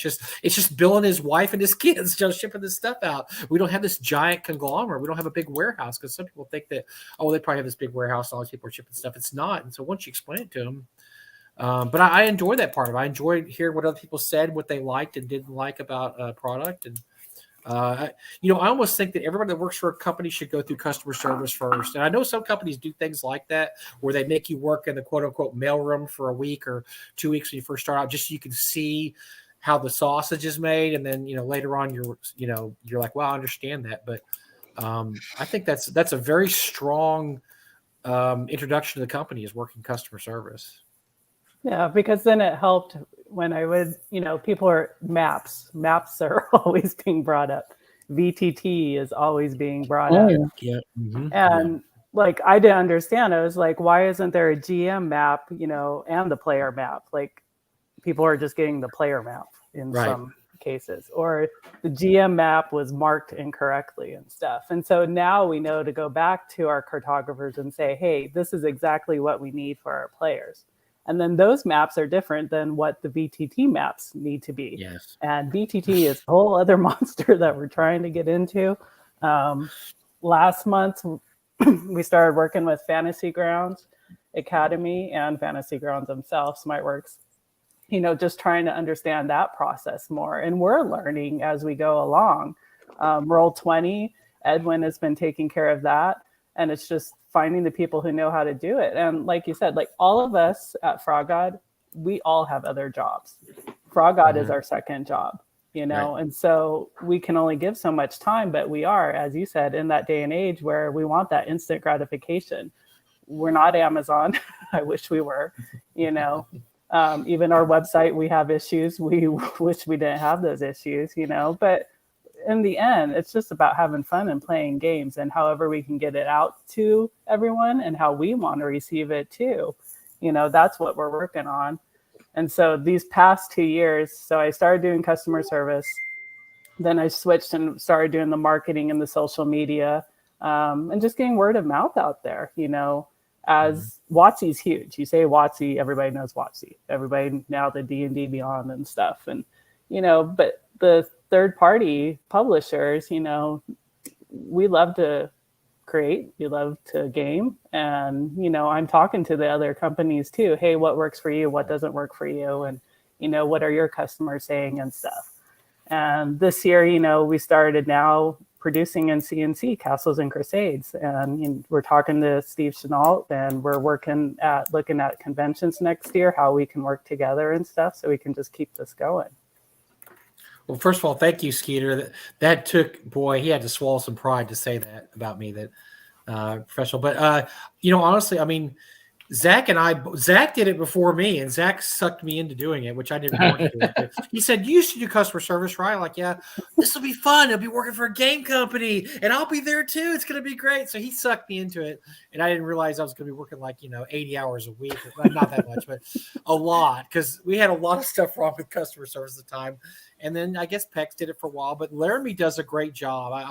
I still get customer service inquiries because people still think I do that, and I end up sending it to Laramie. Laramie solves all that. So, like I said, customer service is one of those jobs. What you put in is what you get. And people talk about, oh, lousy customer service. That it's because, have you ever called customer service and somebody's an a-hole? You just, and I've done that many a time. And I don't know if it's just because they're overworked or they hate their boss or whatever. But for whatever reason, Frog Guy doesn't have to deal with that. And one of the best things I ever. And so I worked, years and years I worked customer service for jobs.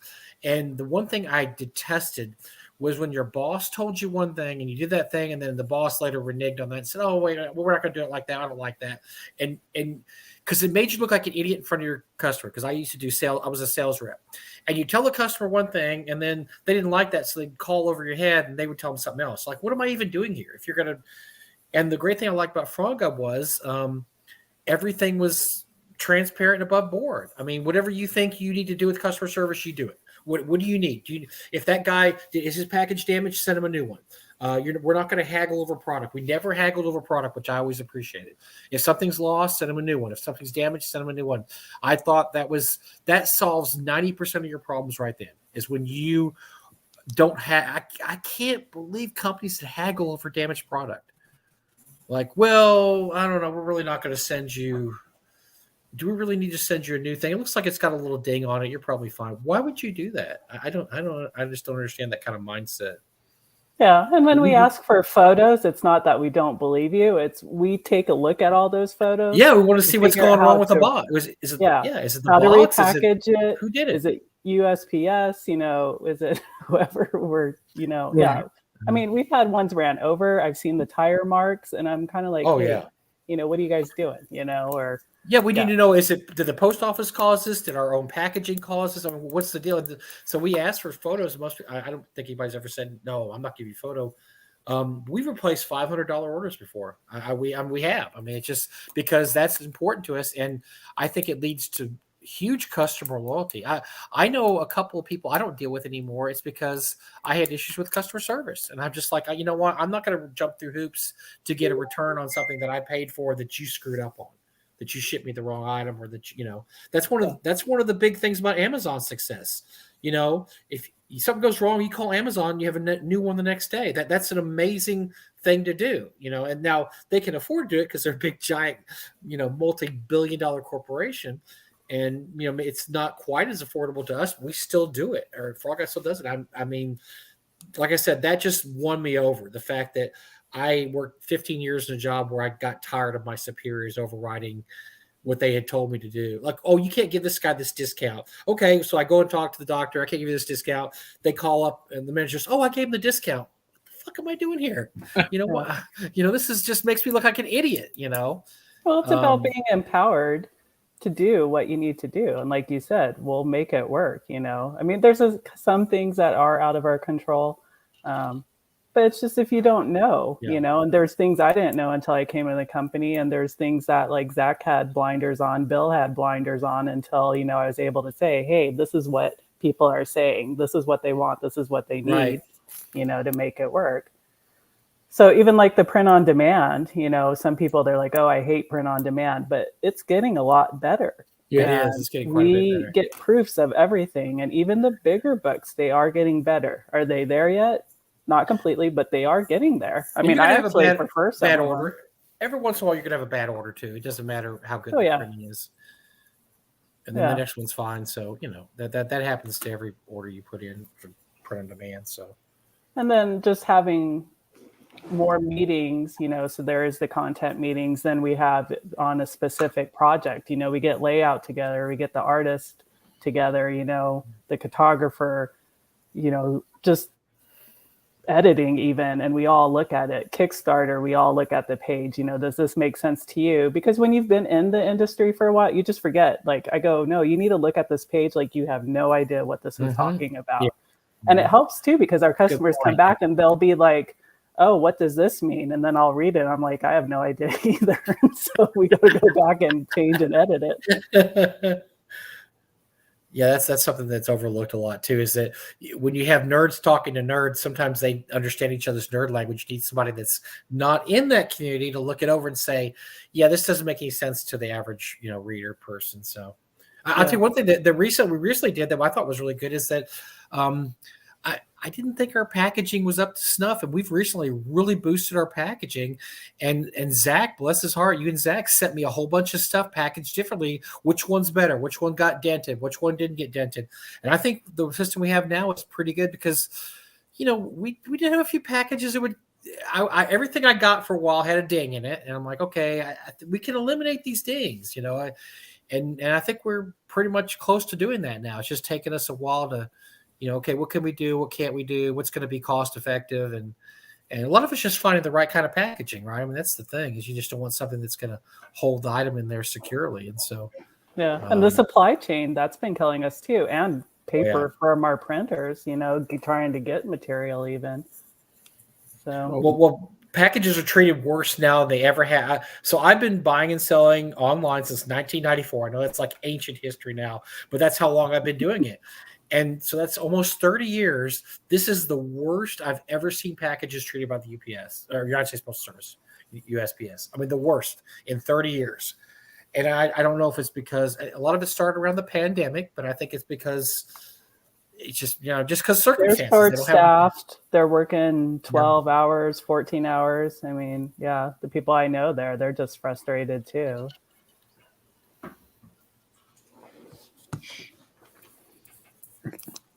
Sorry, you all sent me down a rabbit hole that was totally unintentional. We're just having our own show over here. No, he's catching up on comments. I was catching up on comments, and then we were talking about shipping, and then went, hey, wait a second, and I was like, I couldn't have been that stupid, could I? And I went, yeah, apparently I was that stupid. I haven't paid shipping charges on something. So at least I know. My wife won't let me. She won't jump in the picture. I thought I would have show my wife. No, she was here. No, she. Tell her I say hi. She said hi. She said hi, Jen. Okay. She's mad that she missed. She's gonna have to rewatch your show now. She had to go to church tonight, so she missed the first hour. She missed that. She was so excited because she's the one that suggested you come on. So like, why don't you guys have Jen on? I'm like, yeah. Why? I mean, I guess. And what does she do? Scared really? I'm going to share secrets about been doing, like Alex Palmer numbers. She hit like 31 people in the live stream at once. I know. It's crazy. Because we don't have women on our show very often. I mean, yeah, well, whenever we have Alice on, it's the same thing because people like to see the pretty girls. They all tune in, a bunch of weirdos. So yes, whenever we have Alice on, she always does well too. So we need to find more women. There's more women in the industry. I am for more women in this industry. Damn it. I can send you a whole list. We're there. No, that's okay. I don't like your list. I don't think I like your list. I think I know who might be on your list, and I don't think I like that list anymore. Wow. Yep. All right. So I'm going to turn the tables on you two. So what is your opinion about the AI art? Eric, you want to go first? Yeah, sure. Opinion. Okay. All right. So, as somebody who has no artistic ability whatsoever, and I've learned that apparently even going to the Midjourney Discord server and putting in my search terms or whatever, doesn't really give me any ability to pull out anything that looks halfway decent. There's more to it than just being a random jackass off the street running, a green goblin with a large axe in a dungeon is probably not going to get me what I need. That being said, there's a huge issue if I was somebody who actually did have talent. And by the way, I've heard people go, artists like to say this, anybody can be an artist with enough time put into it. No, that isn't true. Not everybody can be an artist with enough time. But some people comes naturally, right? Like with musicians. But you're not going to be a world famous musician or a well paid musician if you didn't have an innate ability toward it in the first place, because that takes you to that next level. If you want to be an artist, even in the gaming industry that gets paid, you have to have some innate ability that, yes, you obviously honed with a lot of hours, maybe going to school and training, but it is something that, like writers, you can learn how to write. It doesn't mean that you're going to learn how to be a professional writer. So I really appreciate those that can draw and paint and do the artwork in our community, and I really fear for them as somebody who has published a handful of products to see them not get paid as much as they are getting now, which I think is less than they deserve already, because you can get somebody to run a program and get close to what is considered to be top of the line artwork, certainly acceptable artwork, and then therefore it's usable. It costs very little money, can't be copyright, because AI art can't be copyright unless you go in on top of that and touch it up. So there's a lot of issues with AI art that I don't think is even fully decided upon yet. Yeah.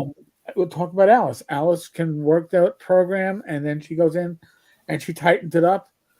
That is certainly art, and it's something that I don't have the skills to do, and I will never have the skills to do.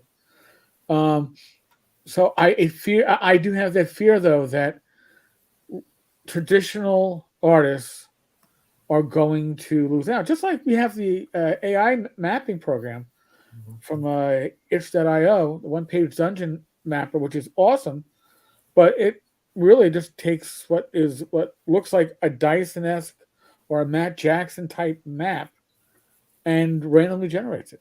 And you kind of go, all right, do I need people to do it by hand that it can take them 2 hours when I can refresh this every 5 seconds to find what I want? So I don't know. It's a tough one. As a consumer, you want one thing. As I hate to say that word, a quasi-professional, I guess, in the hobby, I can really see where this goes. And AI art will lead to AI writing and AI adventure design. I can see all that coming down the pipe. And I don't think we're going to be better for it. Might be less expensive in some ways, but I don't think we're going to be better for it. Too long an answer, I know. Mike? Well, I'm a little short of Eric. I think that boy, this could be controversial, but I think all the companies right now that are basically saying we're never going to have AI art, I think they're going to look like dum-dums in about 5 years, and I think they're virtue signaling and the worst use of that word. And I just think that's because this is the future. This is the future, and look, you're either going to have to learn how to do this or not. I mean, it's anything, any innovation causes somebody to suffer in our company. I mean, look, the automation of the steel factories and the car factories, that cost a lot of people jobs. They didn't just say, well, we're not going to use machines and robots to fix cars. No, nobody ever said that. They just went ahead and did it. And that's what's going to happen in this industry. I know from our talks with Alice Pang that there's a lot of hard work that's put into AI to make AI art viewable. You can't just, as Eric said, you can't just throw stuff into Midjourney and that's publishable material. It is not publishable. It looks, most of the time it looks bad. You have to have people like Alice Pang go in there and make it look good. That's where there's going to be opportunities for people, is the people that are good with computers and that can do Photoshop and can go in, or Photoshop type things that can go in there and fix this art. So it opens a whole new avenue of jobs for people. I don't think it's going to affect regular artists that much because there'll always be a place for art. I think the change is going to be, if you're an artist, I think you're going to have to, unfortunately, be less less particular about stuff, which kind of sucks because a lot of artists, they spend a lot of time on their art and they want things done a certain way. And I think if somebody has choice between, well, I could do AI art in this adventure, or I could hire an artist, but they might be late. I just had, full disclosure, I just bought 10 pieces of art from a young up and coming author, just great work. And it was supposed to be finished this summer, and he just finished it last week. And now in this case, I did not need it at a certain time. That's great that he got it done, whatever. But the simple fact is he was 6 months late. And if I needed that art for a project, I would have been SOL. And so I think this is going to help people in cases where there's a time crunch, but it's not going to, regular artists are always going to have jobs. They're always going to be able to do that. This is the future, though. The future is going to be people taking AI art and making it look less digital and less, I don't know. There's a look right now. If you look at AI art, there's a look to it that I think people can work with it to make it look less like that. I don't know what the word for that is, but this is the future. It's whether or not companies say they're going to hire people with AI art, because Kickstarter just canceled AI art projects. Now, a lot of the reason they did that is because there is legal questions about AI art, but everything I've read about it, I think those questions have answered themselves. I don't think nobody's going to declare AI art illegal. It's and for what I've seen, people that actually know the law and know how these things work, it's just too difficult to parse that. You're not going to be able to say, that's my art you're using right there. That's not how AI art works. You just can't do that. And it's the same as if, I have an Elmore print and I tell artist B, I want you to redraw this entire print in the style of Elmore, make it look exactly like Elmore. Should that be illegal? I mean, is that something? I mean, that happens. Look at comic books. Comic books artists swipe all the time. That is a huge part of the comic book industry, and it has been for 50 years. They call it swiping, where you copy scenes or you copy, you have Spider-Man swinging across the building. How many times has that been in a comic book? 100,000 times. They swipe it. They just take another artist who has Spider-Man swinging, and they just basically sketch that out and do that. And that's been going on in comic books for since the 60s. So is that all wrong too? Should we stop swiping? Should, if we ever see a swipe, say, for those of you who know this, and this is a fun fact, all the books in the original 3 books that came in the brown box set, Greg Bell swiped all that art, and there's been proof over the years. He swiped a lot of it from Doctor Strange comics, a lot of the poses. I mean, he swiped a ton of that art he used. Should we just toss all our OSR books in the trash and say, okay, sorry, Greg Bell, you swiped that art. We can't use it. I mean, it's just the future, and people are going to cry about it, but it's just, you can't stop it. Like you couldn't stop computers. You couldn't stop digital. Look at Kodak. Kodak was the biggest film company in 1980. They were the biggest. They don't exist any longer because digital photo, because things turn digital. Nobody said, nope, you could never use a digital camera and you could only use film from now on. And that's what we're going to do. We're only going to take, I'm the New York Times, and we're only going to take pictures taken with film. We're not going to do any digital. Nobody said that because it was ridiculous. Once you started down that road, you were never going to go back. And I think the same thing. Skeeter makes a point, but they should just make AI art uncopyrightable. It isn't copyrightable as it is. You can't copyright it unless you go in and you transform it.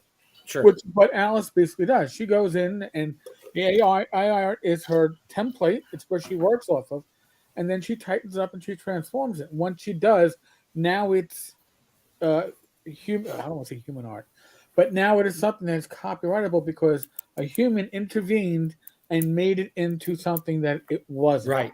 And I think that's a problem with a lot of people. I don't think they understand, because there's been a bunch made about, I just went over to Midjourney and I did this and this and look what I got. A lot of it, there's a big joke that obviously AI art can't do hands very good, and it can't. Hands look funny sometimes. I think there's other stuff that can't do very well.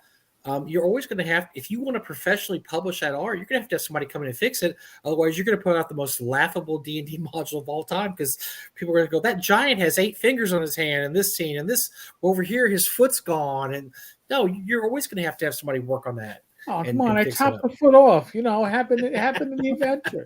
That's all. Come on. 8 fingers. He's got it's a screwed up mirror image spell. He's so big it's overlapping. I can listen. You're not a good DM if you can't make this shit up on the fly, Mike. Come on. There's always an excuse. So for me, it's a tool. It's going to be here. It's been here for a little while too. It's just developing and being more popular, now and talked about. But I think it's the transparency. Was this made by a computer or was this made by a human? And moving forward, like Rocky had said in the chat, it's that soul that you get from art. And like some of the pieces you've seen, you can tell it's digital. Right. But some of the stuff like Alice has made is beautiful. Yeah, she does so much work on that. I mean, she puts a lot of hours in that. So it's not just like I said, if you do that, it looks different. But yes, there's a look to AI art that just doesn't, it looks off, right? I mean, just not the right look, but they'll solve that problem. That problem be solved in years, and you won't.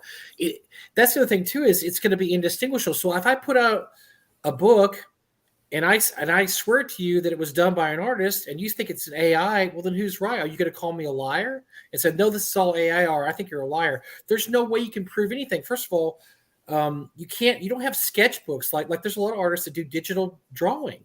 So they can't show you a sketchbook that says, oh, well, I want to see all the sketches you did of this beforehand. Well, I don't have any. I did it on my digital pad. It's just going to be, at some point, it's going to be too hard to distinguish AI art from real art. At that point, it's a self-reporting problem. You're going to have to, are you going to go out and tell somebody like, yes, I used AI art and have the chance that Kickstarter won't fund your project or somebody? No, you're not going to say a thing. And you can't, it's something that's going to be really, really hard to prove that this is all AI art, because like I said, as far as I'm concerned, if somebody like an Alice or somebody goes in there and messes with the art, they've made it their own piece of art. And I saw somebody had a really fun question on one of the Reddit things I was reading. Said, what if you trained an art? What if you got a robot, which you could do, and trained it to draw art? Is that considered AI art? Because you basically have a robot that you're painting a painting. And we all have heard the funny stories about how, famous painters take an elephant and put paint on his feet and he walks across a canvas and it sells for $8 million, or they take their baby and put him in paint, then roll him over there. I mean, and then, oh my God, that's art. Oh my God, it's so incredible. And somebody pays $1 million for it. How is this any different from, if you told a robot, okay, paint a painting like Michelangelo would paint it and it looks weird, it's kind of funky, and you sold that, is that AI art? I mean, a robot did it. I mean, it's just going to become, it's going to be too hard to parse in a few years. It's going to be way too hard to be able to say this is AI and this isn't AI. And that's what's going to be your issue at that point. All right. What Elle says, like Photoshop, everyone was afraid with Photoshop when that first came out. And Adobe, they've put in, some initiatives on how to deal with the AI art moving forward too. So Foogly did this for OSR Christmas. And as he says, it's about 40% AI. So he started from an AI, then he went in and he played with it. He made it to what he needed it to be.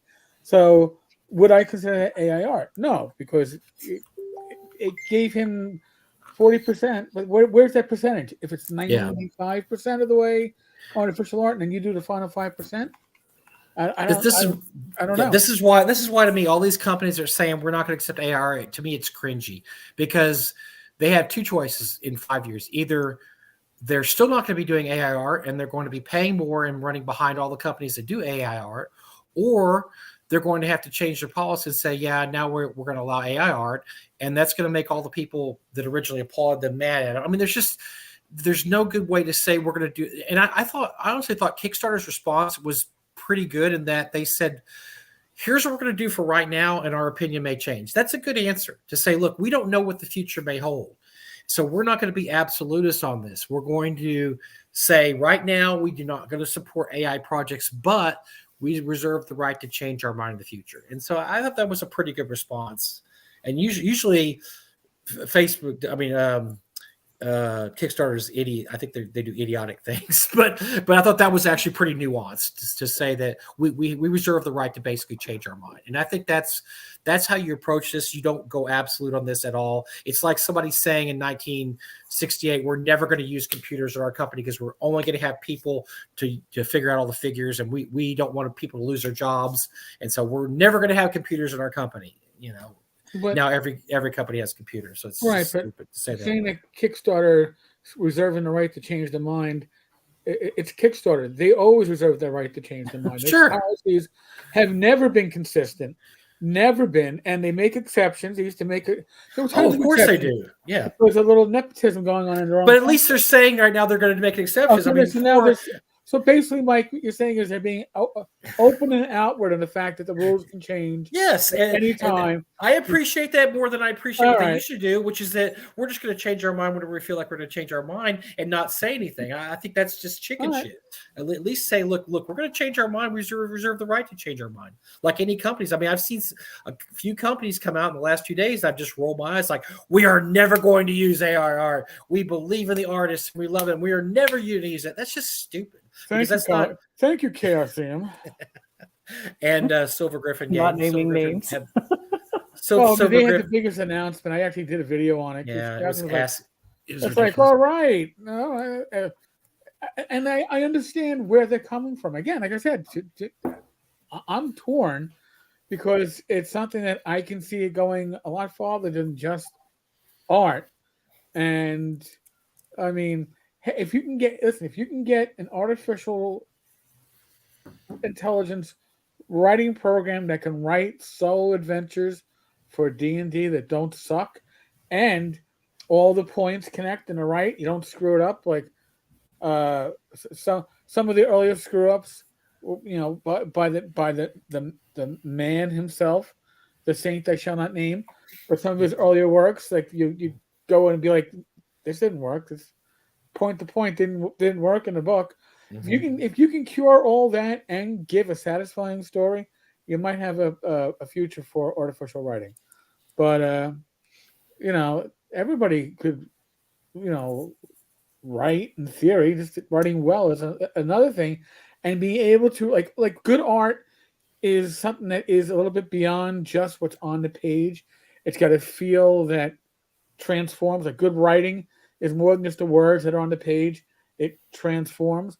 If artificial intelligence can reach that point, I think creatives are going to have a very interesting future. Might not be what they want. Another thing about AI art too is that it's never going to replace the human artist because it's never going to have the immediacy of the soul. I mean, you can tell an AI program what to do, but you can't tell it like you can tell a human being. I remember when I had years ago, I had Rosloff did a sketch for me, and so I did this as a present to my old adventuring party. There was 3 of us, me, myself, my brother, and 2 good friends of mine that was my first D&D group. And so I had all their characters attacking Lolth because they went through the GDQ series. And so instead of just having I would say, okay, this is the fighter, this is the orc fighter, this, that. He wanted to know exactly, okay, I want to know what weapons were they using, what race are they, this and that. So he did the paintings exactly. So one was an elf who had a flaming longsword. The other one was a dwarf with a giant battle axe. So I mean, he was very specific about what he wanted, and the picture he did came out beautifully. AI art can't do that yet. I can't be that specific to AI art to where it's going to be exactly what I envisioned. Whereas Rosloff drew this picture exactly like I envisioned it. It was amazing. He did such a great job. And that's how do you tell soul comes into it? Right, exactly. Yeah. And that's always going to be needed. You're always going to have stuff like that where you're like, look, I have to have this done exactly a certain way. I can't take the chance AI art's going to do, this or give me 8 fingers or whatever. And that's something you'll never be able to replace with a human artist. And, they're never going to be. Now, maybe someday, 50 years from now, you can do that. You'll be able to say that and they'll do it exactly the way you want it. But for right now, you can't do that. Okay. We're nearing the witching hour. Oh dear! More prizes. And my wife just sent me a message, said we didn't let Jen talk enough, and I have to explain to her that Jen asked us a question right then, so that was why Jen talked a lot in the very beginning. That my wife she needs to be able to catch her breath right now and throw it at us. She's laughing. Telling people in the chat to do work. So yes, Jen talked a lot our first hour. So if you watch the show over again, you'll see Jen talking a whole lot. And Tom Tullis bothering her. I tried to tell my Tom wife. must have fallen asleep. That Tom Tullis is an evil human, but my wife, she thinks Tom's a nice guy, so I have to show her the ugly things she said to you, Jim. The ugly things he said to you.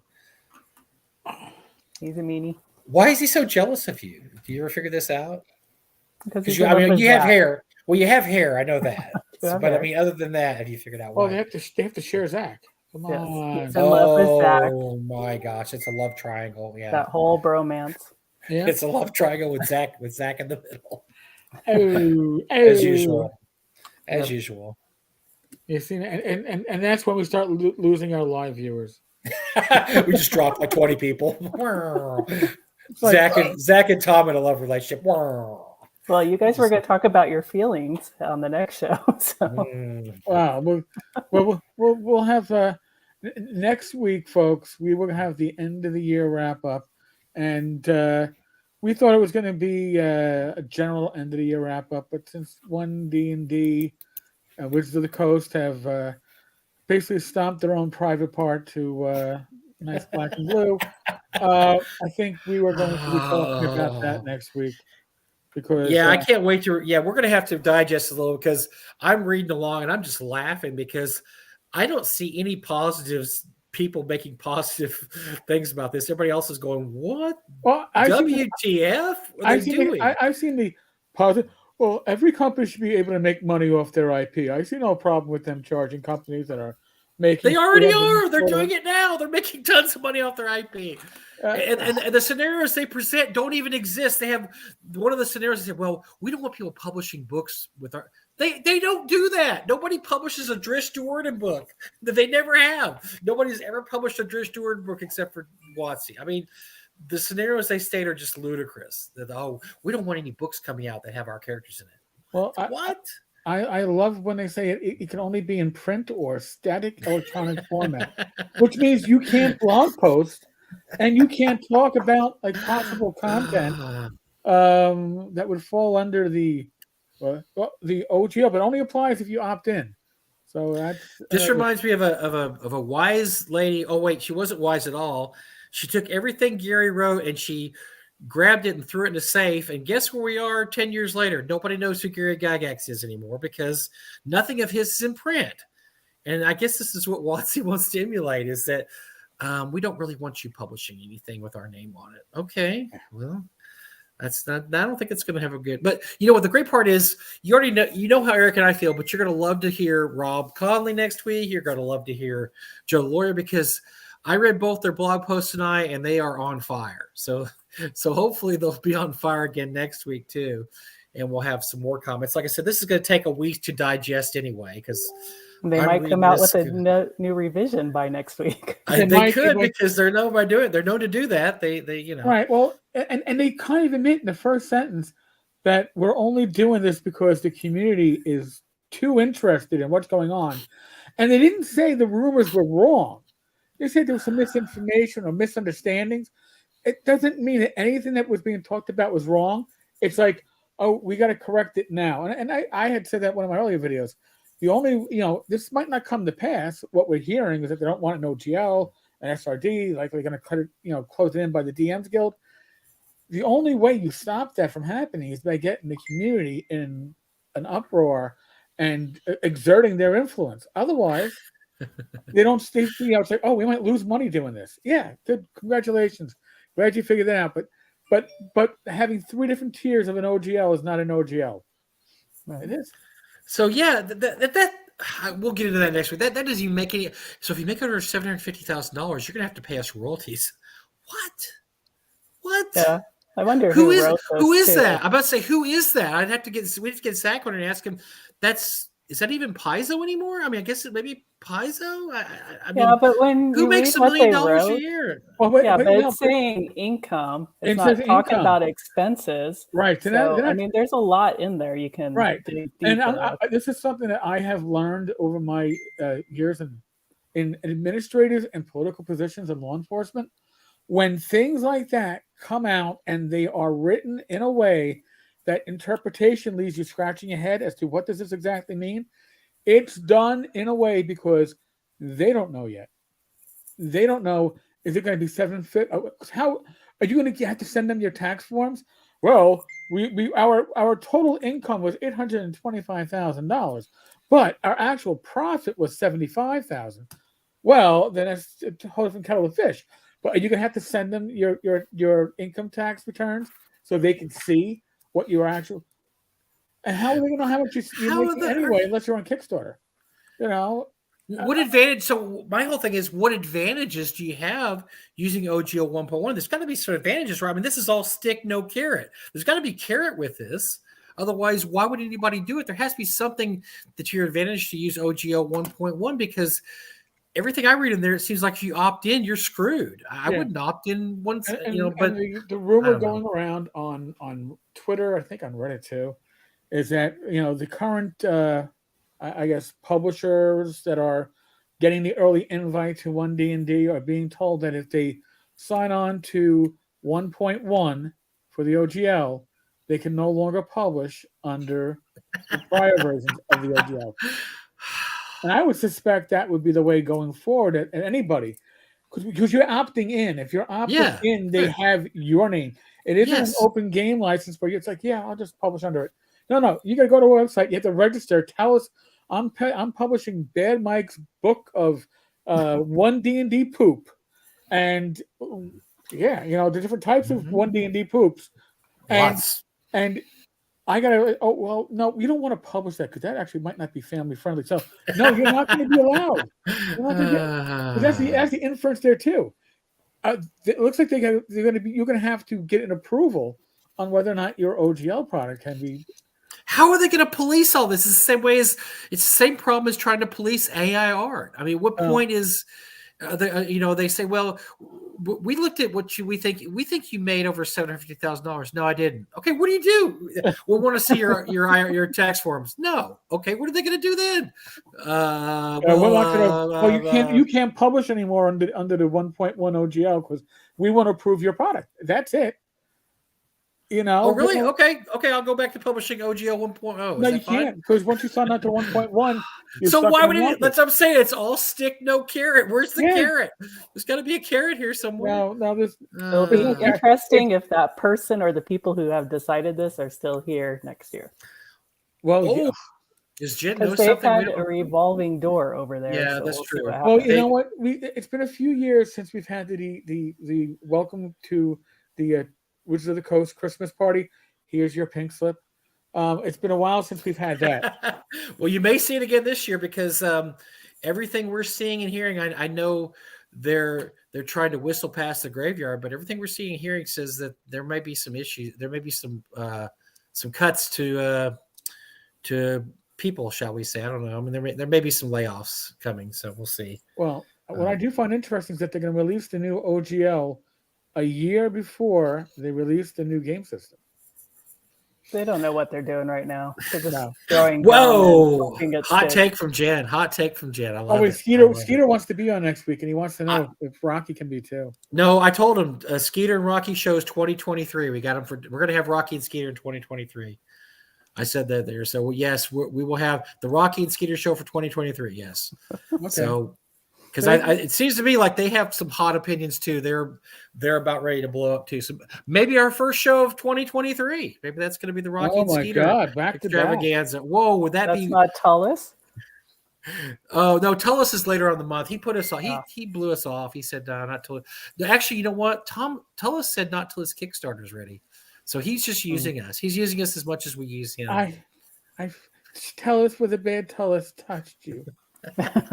show us on the 3D printed dungeon material. Yeah.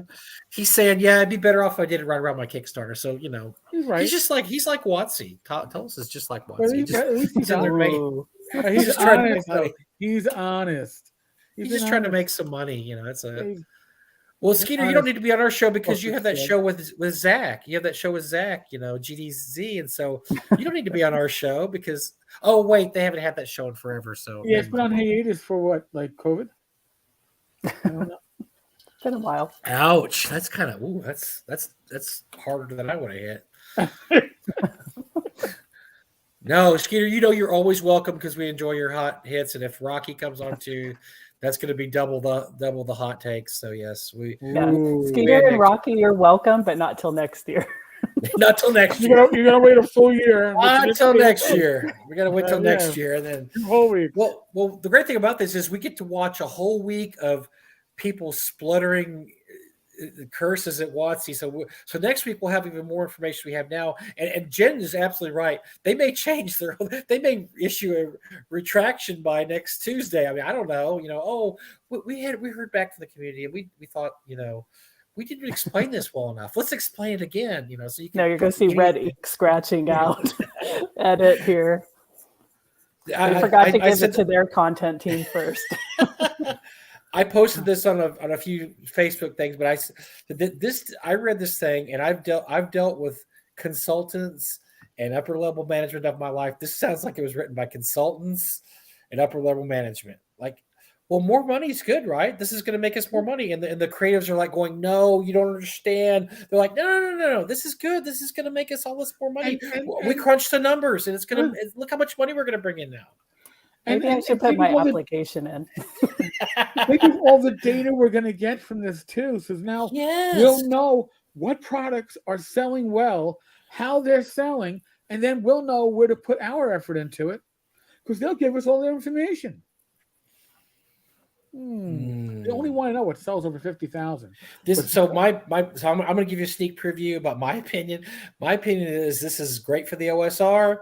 It's going to be great for cons like North Texas because you're forcing a schism here. There's a schism, and remember when Pathfinder went 2.0 and Eric and I were at GaryCon that year, and what did we hear from people? I already have all the books. I'm not switching to 2.0, right? Even though I've heard from people since then that 2.0 is a fine game and it runs, but there is a lot of people. They sliced their audience in half at that point. They said, we don't care about you if you want Pathfinder 1.0. It's not backwards compatible, whatever. And no matter what their claims are about this being backwards compatible, they just create another schism here. You're going to have original 5e players and D&D 1 players. And you're cutting off a part of your audience. Now, my theory is I think they think they're going to make enough money from the people who stay that it's going to offset the people that leave. Yeah, I don't think they're worried about overall numbers. They're worried about profit. They're not. They're worried about profit. And the same look, Marvel Comics just had somebody release some private information this week where they basically came out a couple of years ago and said, look, we don't care if people don't read our comic books. We're just going to charge more for the people who stay.